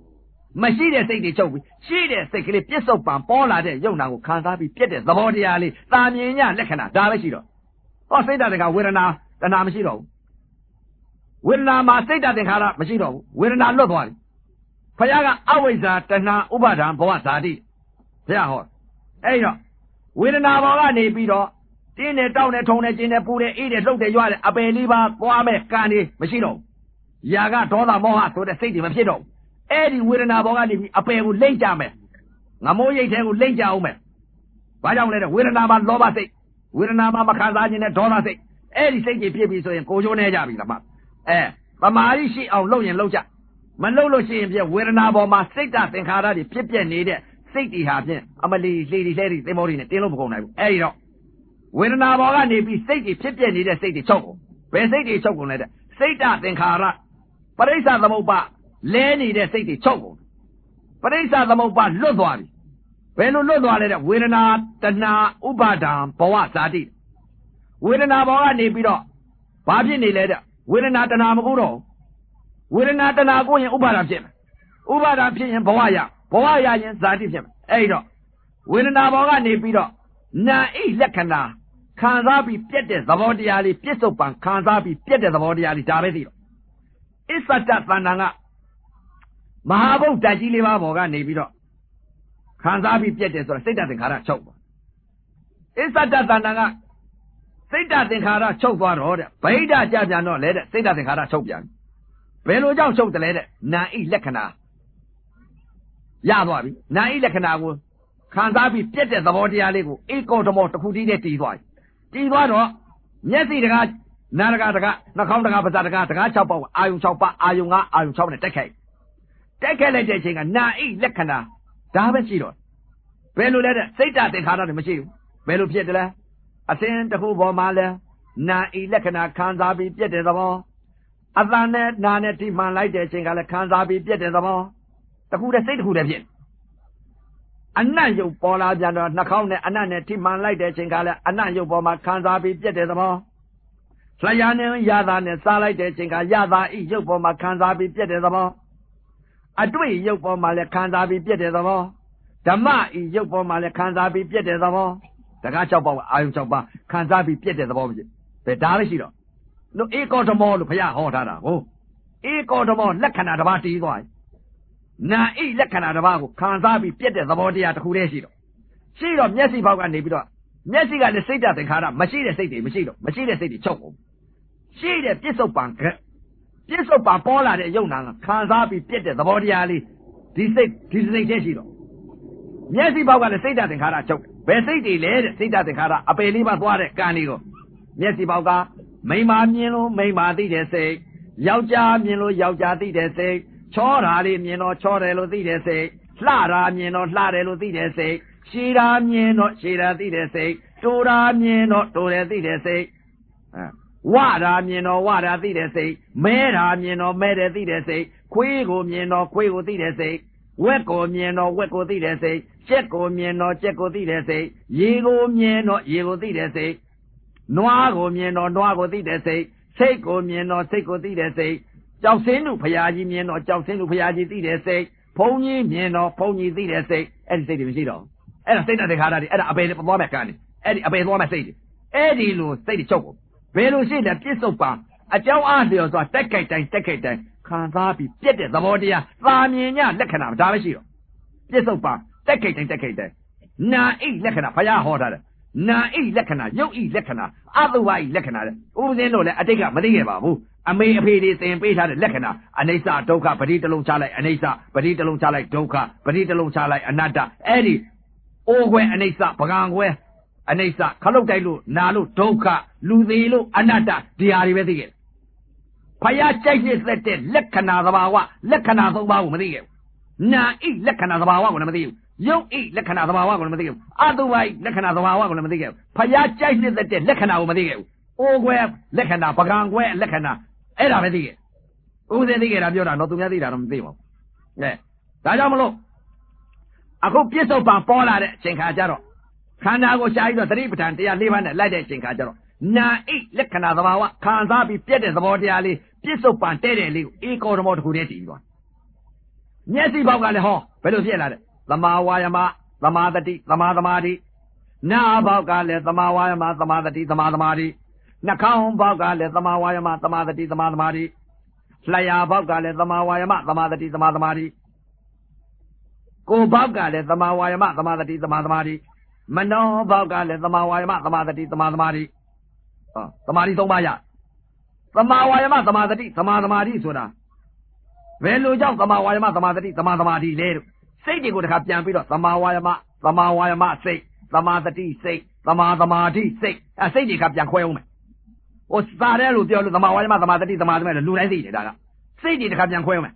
သမာဝါယမသမာတတိသမာသမာဓိစိတ်ဆိုတာဘယ်စိတ်လဲလို့မေးစရာအကြောင်းတရားရှိဧကောဓမောတစ်ခုတည်းတည်းကိုတည်တာလို့ဧကခဏတီးနေဘယ်ဧကခဏနာဣလက္ခဏာဧကခဏတီးနေလို့မျက်စိပေါက်တကား6ပေါက်ကအာရုံ6ပါးဧကခဏတီးနေတော့မျက်စိနဲ့အကြောင်းအားလျော်စွာတိုက်ခိုက်တဲ့သမာဝါယမသမာတတိသမာသမာဓိဆိုတာအကြောင်းအားလျော်စွာတိုက်ခိုက်တိုင်းဟာဘယ်ဟာကိုလဲအာယုံလေးပြုတ်လိုက်တာပဲအာယုံလေးပြုတ်ကြသမာတတိသမာဝါယမခေါ်တယ်အာယုံပြုတ်နေတာအသိမကင်းတော့ဘူးအသိတစ်လုံးအမြတ်ဆုံးရတာအသိမကင်းတော့ဘူးအကြောင်းအားလျော်စွာမျက်စိနဲ့အစင်းနဲ့တိုက်ခိုက်လိုက်အာယုံပြုတ်လိုက်တယ်အာယုံပြုတ်လိုက်တာပဲအသိမကင်းဘူးတကစောင့်ထားသွားတကစောင့်ထားလိုက်တယ်မျက်စိကနေပြီးသမာဝါယမဆိုတာအာယုံတိုက်ခိုက်လိုက်တဲ့အချိန်ကအာယုံလေးပြုတ်လိုက်တာသမာဝါယမစိတ်ရုပ်ချင်းတိခိုက်လိုက်တဲ့အချိန်ကသွားပြီးသိလိုက်တယ်နာဣခံစားတဲ့သဘောလေးကိုသိနာမဲ့သိနာဣခံစားတဲ့သဘောလေးကိုသိလိုက်အဲ့ဒါပါလေတဲ့ခံစားတဲ့သဘောလေးကိုသိလိုက်တာသမာတတိခံစားတဲ့သဘောလေးအပြက်သဘောလေးကိုသိလိုက်တာကသမာသမာဓိဟောမျက်စိဘောက်ကသမာဝါယမသမာတတိသမာသမာဓိအဲ့စိတ်သုံးပါးရအဲ့စိတ်ရအဲ့ဒီတော့မျက်စိဘောက်ကနေပြီးတော့သမာဝါယမသမာတတိသမာသမာဓိနားဘောက်ကလည်းသမာဝါယမသမာတတိသမာသမာဓိအသိမကင်းတော့ဘူးမျက်စိဘောက်ကလည်းဟောဘာရလဲတဲ့ရင်သုံးရင်ရသွားဘယ်ရင်လဲတဲ့မနဲ့၅ပါးညာ၅ပါးအော်ဟဲ့ခိုးနေတဲ့ရင်မဟုတ်ဘူးမနဲ့၅ပါးညာ၅ပါးခိုးအော်ဟဲ့ခိုးနေတဲ့၅ပါးကတော့ဓမ္မတာအခုရင်ကဘယ်ရလဲတဲ့ရင်သုံးရင်ကသီလရင်သမာဓိရင်ပညာရင်သီလရင်ကဘာလဲတဲ့အိန္ဒြိယသံဝရသီလလုံသွားပြီဘာကြောင့်လုံတယ်လဲတဲ့အမှန်မြင်အမှန်သိလို့အရှိတစ်လုံးကိုအသိတစ်လုံးရသွားလို့အော်ဟဲ့ခိုးနေတဲ့၅ပါးသီလမျိုးမဟုတ်ဘူးအဲ့ဒီ၅ပါးကတော့အခုနောက်ပိတ်ဆုံးသာသနာကြံလိုက်အဲ့ဒီတော့တရား6ပေါက်ကအာယုံ6ပါးရင်သုံးရင်ရမျက်စိကလည်းသီလရင်ရသမာဓိရင်ရပညာရင်ရနားနဲ့အသာနဲ့အထိမှန်လိုက်တဲ့အချိန်ကအသံပေါ်မှာသီလရင်ရသမာဓိရင်ရပညာရင်ရနှာခေါင်းနဲ့အနာနဲ့အထိမှန်လိုက်တဲ့အချိန်ကအနတ်ရုပ်ပေါ်မှာသီလရင်ရသမာဓိရင်ရပညာရင်ရလျှာနဲ့ဝင်ရတာနဲ့စားလိုက်တဲ့အချိန်ကရတာဤရုပ်ပေါ်မှာသီလရင်ရသမာဓိရင်ရပညာရင်ရကိုယ်နဲ့အတွေ့နဲ့ထိမှန်လိုက်တဲ့အချိန်ကအတွေ့ရုပ်ပေါ်မှာသီလရင်ရသမာဓိရင်ရပညာရင်ရမနောနဲ့ဓမ္မနဲ့ပေါင်းစုံလိုက်တဲ့အချိန်ကသီလရင်ရသမာဓိရင်ရပညာရင်ရရင်သုံးရင်ဆိုတော့မဲခင်7ပါးပြောတာဗျာလောကုတ္တရာမဲခင်ဗျလောကီမဲခင်မဟုတ်ဘူးအဲ့ဒီလိုသီလရင်သမာဓိရင်ပညာရင်ဖြစ်တယ်သီလသမာဓိပညာပြည့်စုံတယ်အထုတချို့ပြောတယ်အဲ့ဒီလိုသီလသမာဓိပညာပြည့်စုံပြီဆိုလို့ရှိရဲ့တချို့က မာသောတာပန်များ၅ပါးသီလမြဲတယ်အဲ့တော့သောတာပန်များဝိနည်းကိစ္စကိလေသာဆိုလားဘာဆိုလားပြောလိပြောတာရှိပါတယ်ဥပဇင်းကစာမတတ်လို့မခေါ်တော့အဲ့တော့ပြဉ္ညာတမှားတော့ခေါ်ရင်မှားသွားရင်ဘွေမယူကြတယ်မိစ္ဆာဒိဋ္ဌိတော့ပြုတ်သွားပြီဘာကြောင့်လဲသမာဓိဋ္ဌိအမြင်အသိရသွားဘယ်လိုအမြင်အသိရသွားလဲတဲ့ပြစ္ဆုတ်ပံပေါ်လာတဲ့ယုံနာကိုနာအိလက္ခဏာခံစားပြီးပြက်တဲ့သဘောတရားလေးကိုပြစ္ဆုတ်ပံတဲ့တယ်လေးနေတယ်အတိတ်လည်းမရှိတော့ဘူးအနာကလည်းမရှိဘူးပြစ္ဆုတ်ပံအမှန်မြင်အမှန်သိအဲ့တော့အတိတ်အနာကပြစ္ဆုတ်ပံကာလသုံးပါအတိတ်တန်ရောစဉ်နဲ့ပယ်လိုက်ပြစ္ဆုတ်ပံတန်ရောစဉ်နဲ့ပယ်လိုက်အနာကတန်ရောစဉ်နဲ့ပယ်လိုက်ဘာကြောင့်ပယ်တယ်လဲတဲ့ပြစ္ဆုတ်ပံအကြောင်းအပြောဆိုတာတက်ခိုက်တိုင်းနာအိလက္ခဏာခံစားပြီးပြက်တဲ့သဘောတရားလေးအပြည့်ဆုံးတဲ့သဘောလေးကိုသိနာကိုသိထားလို့နာပြက်ဆုံးနေလို့သိတာသင်္ခါရတွေမရှိတော့ဘူးနာအိလက္ခဏာခံစားပြက်ဒါပဲရှိတော့တယ်မိမမမြင်ယောက်ျားမမြင်ဘူးမိမမြင်ရင်သီလမလုံးဘူးယောက်ျားမြင်ရင်သီလမလုံးဘူးအဲ့တော့နာအိလက္ခဏာခံစားပြီးပြက်တဲ့သဘောတရားလေးကိုဒါလေးကိုသိထားဒါလေးသိထားတော့အတိတ်ကိုလည်းမရှိတော့ဘူးအနာဂတ်လည်းမရှိတော့ဘူးပြစ္ဆုတ်ပံလည်းမရှိတော့ဘူးအတိတ်ကာလပြစ္ဆုတ်ပံကာလအနာဂတ်ကာလအတိတ်ယုံနာပြစ္ဆုတ်ပံယုံနာအနာဂတ်ယုံနာအတိတ်တန်ရောစဉ်ပြစ္ဆုတ်ပံတန်ရောစဉ်အနာဂတ်တန်ရောစဉ်သုံးပါးဟာပယ်ပြီးသားဖြစ်သွားဘာကြောင့်လဲတဲ့ပြစ္ဆုတ်ပံအကြောင်းအပြောဆိုတာတက်ခက်လိုက်တဲ့အချိန်ကခံစားပြီးပြက်တဲ့သဘောတရားလေးကိုဒါလေးကိုရှိလို့အတန်ပေါ်မှာအဆင်ပေါ်မှာလည်းခံစားပြီးပြက်တဲ့သဘောတန်ရောစဉ်သုံးပါးပယ်ပြီးသားအတန်တစ်ခုပေါ်လာပြန်တယ်ခံစားပြီးပြက်တဲ့သဘော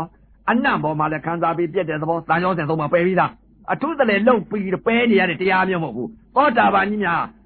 အထုတလေလှုပ်ပြီးပယ်နေရတဲ့တရားမဟုတ်ဘူးပယ်ပြီးသားဖြစ်တယ်ခံစားပြီးပြက်တဲ့သဘောတရားလေးပြစ္ဆုတ်ပံတဲ့တယ်လေးနေလို့အတိတ်လည်းမရှိဘူးအနာဂတ်လည်းမရှိဘူးပြစ္ဆုတ်ပံတဲ့တယ်လေးနေတာအဲ့ဒါကြောင့်မလို့သောတာပန်ကြီးဟာအတိတ်တန်ရောစဉ်ပယ်ပြီးသားအနာဂတ်တန်ရောစဉ်လည်းပယ်ပြီးသားပြစ္ဆုတ်ပံလည်းအမှန်မြင်အမှန်သိတယ်အဲ့ဒါကြောင့်မလို့တန်ရောစဉ်သုံးပါပယ်ပြီးပဲကြောဒါကြောင့်မလို့သောတာပန်များအမှန်မြင်အမှန်သိနေပြီသမာဓိဋ္ဌိဉာဏ်ဆိုသမာဓိဋ္ဌိဉာဏ်သမာဓိဋ္ဌိမျက်စိ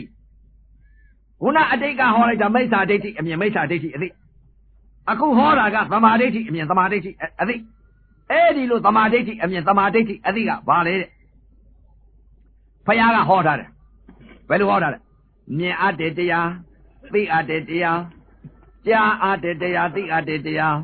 နာအပ်တဲ့တရားသိအပ်တဲ့တရားစားအပ်တဲ့တရားသိအပ်တဲ့တရားထိအပ်တဲ့တရားသိအပ်တဲ့တရားတဲ့တကား6ပေါက်အာယု6ပါးမြင်ကောင်းတဲ့တရားမြင်ရမယ်တဲ့သိကောင်းတဲ့တရားသိရဘယ်လိုမြင်အပ်တဲ့တရားသိအပ်တဲ့တရားလဲမျက်စိနဲ့မြင်လိုက်တဲ့အချိန်ကနာအိလက္ခဏာခံစားတာမြင်လိုက်တဲ့ခံစားတာလေးသိလိုက်တယ်ကြားလိုက်တဲ့အချိန်ကမှလည်းအသံပေါ်မှာလည်းနာအိလက္ခဏာခံစားတာသိလိုက်တယ်ခံစားတာပြတ်တာလေးသဘောလေးသိလိုက်တယ်ဒါပဲရှိအဲ့ဒါအမှန်မြင်ခြင်းနဲ့အမှန်သိခြင်းနဲ့ဘုရားဟောအမှန်မြင်နေပြီအဲ့တော့တကား6ပေါက်ကအာယုံ6ပါးဟာဖြင့်မြင်လိုက်တဲ့အချိန်ခါမှာနာအိလက္ခဏာခံစားပြီးပြက်တဲ့သဘောလေးပြစ္ဆုတ်ပံတဲ့တယ်လေးဖြစ်နေလို့အေကောရမောတစ်ခုတည်းတည်သွားတယ်ဒါကြောင့်မလို့ဘုရားကဟောထားတယ်ဘယ်လိုဟောထားလဲတဲ့အရှိအသိတစ်လုံးအမြတ်ဆုံးနဲ့အသိတစ်လုံးအမြတ်ဆုံးဆိုတာအသိမကင်းတော့ဘူးမျက်စိဘောက်ကလည်းအသိမကင်းဘူးဘာကြောင့်လဲတဲ့သမာဝါယမသမာသတိသမာသမာဓိတကား6ပေါက်ကအာယုံ6ပါးတလဝံချထားတယ်ဘယ်တလဝံနေချထားလိုက်တဲ့ဘယ်တလဝံချသမာဝါယမသမာသတိသမာသမာဓိဆိုတဲ့တလဝံချလိုက်တော့အဲ့ဒီတလဝံချလိုက်တော့ရင်သုံးရင်ရတာမျက်စိကလည်းသီလရင်သမာဓိရင်ပညာရင်သီလမဲ့ခင်ရင်သမာဓိမဲ့ခင်ရင်ပညာမဲ့ခင်ရင်မဲ့ခင်7ပါးမျက်မှောက်ပြုတ်အချင်းပေါ်မှာလည်းຢာကစိတ်ဒေါသစိတ်မရှိတော့ဘူးသီလသမာဓိပညာပြည့်စုံပြီနားပေါက်ကလည်းသီလသမာဓိပညာပြည့်စုံပြီနှာခေါင်းပေါက်ကလည်းသီလသမာဓိပညာပြည့်စုံပြီလျှာပေါက်ကလည်းသီလသမာဓိပညာပြည့်စုံပြီကိုယ်ပေါက်ကလည်းသီလသမာဓိပညာပြည့်စုံပြီမနောကလည်းသီလသမာဓိပညာပြည့်စုံပြီတကား6ပေါက်ကအာယုံ6ပါးဟာသီလသမာဓိပညာပြည့်စုံအဲ့ဒီပုဂ္ဂိုလ်မှ5ပါးသီလမြဲတယ်ဗျအဲ့ဒီ5ကြံလိမ့်မယ်အခုနောက်ပဲသုံးစားတာဒီလိုမှအနုရှိကပညာကထွက်တယ်မဟုတ်လားရက်သေးကြငါတင်နေငါကြောင်စာကြံနေငါဖျားခဲ့မယ်တဲ့အခုဟောတာကသမာဓိဋ္ဌိဉာဏ်သမာဓိဋ္ဌိမျက်စိအဲ့ဒီငါကြံလိမ့်မယ်ဗျ5ပါးသီလမြဲတာဘာဘယ်5ပါးလဲတဲ့စိတ်အဓိသီလအဓိစိတ်ဓာတ်အဓိပညာတဲ့အဲ့တော့ဒီသီလသမာဓိပညာပြည့်စုံတဲ့ပုဂ္ဂိုလ်မှ5ပါးသီလမြဲတယ်ဟိုအော်ဟစ်ခိုးနေတဲ့5ပါးမဟုတ်အဲ့တော့တရားဓမ္မများလဲအခုဥက္ကလာပကတရားဓမ္မတွေ ဥပဇင်အတိတ်ကာလတော့ငါမြင်တဲ့အမြင်တွေမမြင်အပ်တဲ့တရားတွေမမြင်ညနဲ့မသိအပ်တဲ့တရားတွေမသိကြနဲ့အဲ့ဒီလိုမြင်အဲ့ဒီလိုသိပြီဆိုရင်ကိုဂျိုနေကြတော့မယ်အပေလေးပါစုံမြုပ်ကြတော့မယ်အခုဟောလိုက်တာမိစ္ဆာဒိဋ္ဌိအမြင်အသိသမာဓိဋ္ဌိအမြင်အသိနှမျိုးအဲ့ဒီတော့အတိတ်ကာလတုန်းကဥပဇင်မြင်တာကမိတ်46နှစ်လုံးမြင်လာတာကမိစ္ဆာဒိဋ္ဌိအမြင်အသိတွေအခု46နှစ်ကကျော်လာတော့အခု54နှစ်ထဲဝင်ပြီး10နှစ်ထဲဝင်လာပြီးသမာဓိဋ္ဌိအမြင်သမာဓိဋ္ဌိအသိလာခဲ့ပြီသိရင်ဘုရားကပယ်မယ်ဆိုတာကိုသိပယ်ဆိုင်ကွာထိုလေးပါသိရင်ပယ်နိုင်တယ်မသိရင်ဘယ်တော့မှပယ်နိုင်ဘူးဘာကြောင့်လဲတဲ့သိမှလည်းကြောက်မှာကိုသေးချာဒုက္ခသစ္စာကြီးမျက်စိပေါက်ကအစင်းတစ်ခုပေါ်ကနေပြီးစိတ်တခဏလေးနဲ့ငါအပေလေးပါဒီစိတ်ဖြစ်နေပြီးလောဘစိတ်နဲ့ငါအပေလေးပါဆင်းပြီးပိတ်တာကြီးဖြစ်တော့မယ်ဆိုကြောက်ကြမှာပေါ့အဲ့ဒါကြောင့်လို့ဘုရားကလည်းဟောတာတဲ့အတ္တပုရုဇဉ်များအကန့်နဲ့ဝင်းတင်ကန့်တဲ့သွားခြင်းလို့သွားတဲ့နေခြင်းလို့နေတဲ့ဆူးလည်းမမြင်ဘူးတဲ့တက်နေနေတဲ့ကြောက်ကြီးလည်းမသိဘူးတဲ့ကြသွားတယ်တဲ့ပုရုဇဉ်များဟာဖြစ်နေမမြင်ဘူးတဲ့ဆူးတွေလည်းဆူးတာပဲတဲ့ကြောက်ကြီးတွေလည်းကြတာပဲအဲ့တော့ဥက္ကလာပကဒကာဒကမတွေမြင်အောင်သိအောင်လုပ်ကြပါလို့ဥပဇင်ကအတိပေးပါတယ်ဥပဇင်ကတရားထိုင်မှလည်းကြိုက်တယ်အလုတ်သမားနဲ့ပြန်3ညဟောမှာပဲလေ3ညဟောတော့ကုံစင်အောင်သဘောပေါက်အောင်ဒကာဒကမများဟောပါမယ်လို့အခုဒီညဖို့မှာမိစ္ဆာဒိဋ္ဌိအသိအမြင်သမာဓိဋ္ဌိအသိအမြင်ဘုရားကဟောတာ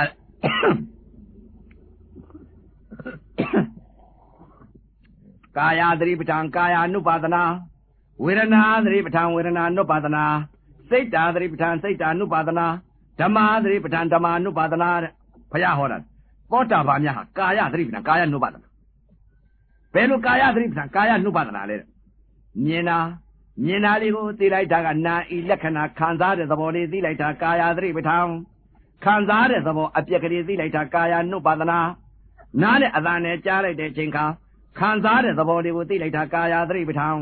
ခံစားတဲ့သဘောလေးအပြက်ကလေးသဘောလေးသိလိုက်တာကာယ ानु ပါဒနာနှာခေါင်းနဲ့အနံနဲ့ထိမှန်လိုက်တဲ့ကအနံ့ပေါ်မှာခံစားတဲ့သဘောလေးသိလိုက်တာကာယသတိပဋ္ဌာန်ခံစားတဲ့သဘောအပြက်သဘောလေးသိလိုက်တာကာယ ानु ပါဒနာလျာနဲ့ရတာနဲ့စားလိုက်တဲ့အချိန်ခါရတာဤရုပ်ပေါ်မှာခံစားတဲ့သဘောလေးသိလိုက်တာကာယသတိပဋ္ဌာန်ခံစားတဲ့သဘောအပြက်သဘောလေးသိလိုက်တာကာယ ानु ပါဒနာကိုယ်နဲ့အတွေ့နဲ့ထိမှန်လိုက်တဲ့အချိန်ကအတွေ့ရုပ်ပေါ်မှာခံစားတဲ့သဘောလေးသိလိုက်တာကာယသတိပဋ္ဌာန်ခံစားတဲ့သဘောအပြက်သဘောလေးသိလိုက်တာကာယ ानु ပါဒနာမနောနဲ့ဓမ္မနဲ့ပေါင်းစုံလိုက်တဲ့အချိန်ခါဓမ္မရုပ်ပေါ်မှာနာဤလက္ခဏာခံစားတဲ့သဘောလေးသိလိုက်တာကာယသတိပဋ္ဌာန်ခံစားတဲ့သဘောအပြက်သဘောလေးသိလိုက်တာကာယ ानु ပါဒနာကာယသတိပဋ္ဌာန်ကာယ ानु ပါဒနာသမထနဲ့ဝိပါဒနာမျက်စိကနေပြီးတော့အစင်ပေါ်မှာနာအိတ်လက္ခဏာခံစားတဲ့သဘောလေးကိုသိယုံသိလိုက်တာကသမထခံစားတဲ့သဘောအပြည့်သဘောလေးသိလိုက်တာကဝိပါဒနာနားနဲ့အသံနဲ့ကြားလိုက်တဲ့အချိန်ခါအသံရုပ်ပေါ်မှာခံစားတဲ့သဘောလေးကိုသိလိုက်တာကသမထခံစားတဲ့သဘောအပြည့်သဘောလေးသိလိုက်တာကဝိပါဒနာနှာခေါင်းနဲ့အနံနဲ့ထိမှန်လိုက်တဲ့အချိန်ကအနံ့ရုပ်ပေါ်မှာခံစားတဲ့သဘောလေးသိလိုက်တာသမထခံစားတဲ့သဘောအပြည့်သဘောလေးသိလိုက်တာကဝိပါဒနာလျာနဲ့ရတာနဲ့စားလိုက်တဲ့အချိန်ကရတာဤရုပ်ပေါ်မှာခံစားတဲ့သဘောလေးသိလိုက်တာကသမထခံစားတဲ့သဘောအပြည့်သဘောလေးသိလိုက်တာကဝိပါဒနာကိုယ်နဲ့အတွေ့နဲ့ထိမှန်လိုက်တဲ့အချိန်ကအတွေ့ရုပ်ပေါ်မှာခံစားတဲ့သဘောလေးသိလိုက်တာသမထခံစားတဲ့သဘောအပြည့်သဘောလေးသိလိုက်တာကဝိပါဒနာမနောနဲ့ဓမ္မနဲ့ပေါင်းစုံလိုက်တဲ့အချိန်ကဓမ္မရုပ်ပေါ်မှာခံစားတဲ့သဘောလေးသိလိုက်တာကသမထခံစားတဲ့သဘောအပြည့်သဘောလေးသိလိုက်တာကဝိပါဒနာကာယသတိပဋ္ဌာန်ကာယ ानु ပါဒနာသမထနဲ့ဝိပါဒနာသမာဓိပညာမျက်စိပေါက်ကလည်းနာအိလက္ခဏာအစဉ်တစ်ခုပေါ်မှာမပြောင်းမလွယ်ပဲနဲ့စိတ်တစ်ခုတည်းတည်ကြည်ပြီးတော့မပြောင်းမလွယ်ပဲဧကခရာတည်ကြည်နေတာသမာဓိနာအိလက္ခဏာခံစားတဲ့သဘောလေးသိလိုက်တာကသမာဓိခံစားတဲ့သဘောလေးချုပ်သွားတဲ့အပြည့်ဆုံးသွားတဲ့သဘောလေးသိလိုက်တာကဝိဇ္ဇာပညာနားနဲ့အသံနဲ့ကြားလိုက်တဲ့အချိန်ကအသံအိရုပ်ပေါ်မှာခံစားတဲ့သဘောလေးသိလိုက်တာကမပြောင်းမလွယ်ပဲနဲ့ဒီတစ်ခုတည်းဖြစ်ခံစားတဲ့သဘောလေးသိလိုက်တာကသမာဓိခံစားတဲ့သဘောအပြည့်သဘောလေးဆုံးတဲ့သဘောလေးသိလိုက်တာကဝိဇ္ဇာပညာနှာခေါင်းနဲ့အနံနဲ့ထိမှန်လိုက်တဲ့အချိန်ကအနံ့ရုပ်ပေါ်မှာခံစားတဲ့သဘောတရားလေးသိလိုက်တာသမာဓိခံစားတဲ့သဘောအပြည့်သဘောလေးဆုံးသွားတဲ့သဘောလေးသိလိုက်တာဝိဇ္ဇာပညာလျာနဲ့ရတာနဲ့စားလိုက်တဲ့အချိန်ခါရတာဤရုပ်ပေါ်မှာခံစားတဲ့သဘောလေးသိလိုက်တာကသမာဓိ ခံစားတဲ့သဘောအပြည့်သဘောလေးဆုံးတဲ့သဘောလေးသိလိုက်တာကဝိဇ္ဇာပညာကိုယ်နဲ့အတွေ့နဲ့ထိမှန်လိုက်တဲ့အချိန်ခါ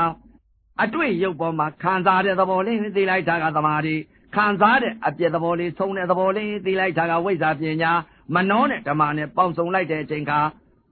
ခံစားတဲ့သဘောလေးသိလိုက်တာကသမာဓိခံစားတဲ့သဘောအပြည့်သဘောလေးဆုံးတဲ့သဘောလေးသိလိုက်တာကဝိဇ္ဇာပညာတကား6ပေါက်ကအာယုံ6ပါးမျက်စိပေါက်ကလည်းကာယသတိပဋ္ဌာန်ကာယ ानु ပါဒနာသမထနဲ့ဝိပါဒနာသမာဓိပညာနာနဲ့အသနဲ့ထိမှန်လိုက်တဲ့အချိန်ကလည်းကာယသတိပဋ္ဌာန်ကာယ ानु ပါဒနာသမထနဲ့ဝိပါဒနာသမာဓိပညာနှာခေါင်းနဲ့အနားနဲ့ထိမှန်လိုက်တဲ့အချိန်ကကာယသတိပဋ္ဌာန်ကာယ ानु ပါဒနာသမထနဲ့ဝိပါဒနာသမာဓိပညာလျှာနဲ့ရတာနဲ့စားလိုက်တဲ့အချိန်ကလည်းကာယသတိပဋ္ဌာန်ကာယ ानु ပါဒနာသမထနဲ့ဝိပါဒနာသမာဓိနဲ့ပညာကိုယ်နဲ့အတွေ့နဲ့ထိမှန်လိုက်တဲ့အချိန်ကကာယသတိပဋ္ဌာန်ကာယ ानु ပါဒနာသမထနဲ့ဝိပါဒနာသမာဓိနဲ့ပညာမနောနဲ့ဓမ္မနဲ့ပေါင်းစုံလိုက်တဲ့အချိန်ကကာယသတိပဋ္ဌာန်ကာယ ानु ပါဒနာသမထနဲ့ဝိပါဒနာသမာဓိပညာအဲ့ဒါသောတာပန်မြတ်သောတာပန်စိတ်ကြီးဟောနေတာဗျာအဲ့ဒါစာတွေကဟောတာမဟုတ်ဘူးစာလူလည်းမသိဘူးဗျာယာသာနုဘဝါတော့ဖတ်တတ်ဘူးအဲ့တော့ဒကာဒကမမြတ်လုံရင်ရမယ်မလုံဖဲနဲ့မနေနဲ့တော့မလုံဖဲနဲ့နေတဲ့ပုံကိုကြတော့သမီးနဲ့သားနဲ့ပြောနေရင်တော့ရေစုံမျောပြီအဲ့တော့ဒကာဒကမမြတ်မိစ္ဆာဒိဋ္ဌိအသိအမြင်သမာဒိဋ္ဌိအသိအမြင်တရား2ပါးဟောကြားဆုံးမဩဝါဒပေးရတဲ့အကျိုးအာနိသင်ကြောင့်အခုဥက္ကလာပမြောက်ပိုင်းကဒကာဒကမဒီယောဂီပုဂ္ဂိုလ်အပေါင်းမနုဿတ္တဒုံလဘရာခဲ့သောတရားလူရဲလို့ဖြစ်တဲ့အချိန်ခါဓမ္မယတနာတွေနဲ့ပွင့်လင်းတဲ့အချိန်ခါမြတ်စွာဘုရားသာသနာတော်ကြီးနဲ့မိတဲ့အချိန်ခါသမထဝိပဿနာတရားကျင့်ညာအားထုတ်နိုင်ကြပြီးအတိတ်ကာလတုန်းကမိစ္ဆာဒိဋ္ဌိအမြင်အသိတွေချီးနှင်းကြပြီးတော့အခုပြစ္ဆုတ်ပံကာလသမာဓိဋ္ဌိညာသမာဓိဋ္ဌိမျက်စိဓမ္မစက္ခုံကြီးပွင့်ပြီးသောတာပန်ကြီးတွေသရဂန်ကြီးတွေအနာဂန်ကြီးတွေအရဟတမေအရဟတဖို့ရနိုင်တဲ့ကိုဖြစ်နိုင်ရပါစေကုန်တော့သတည်းအာသုအာ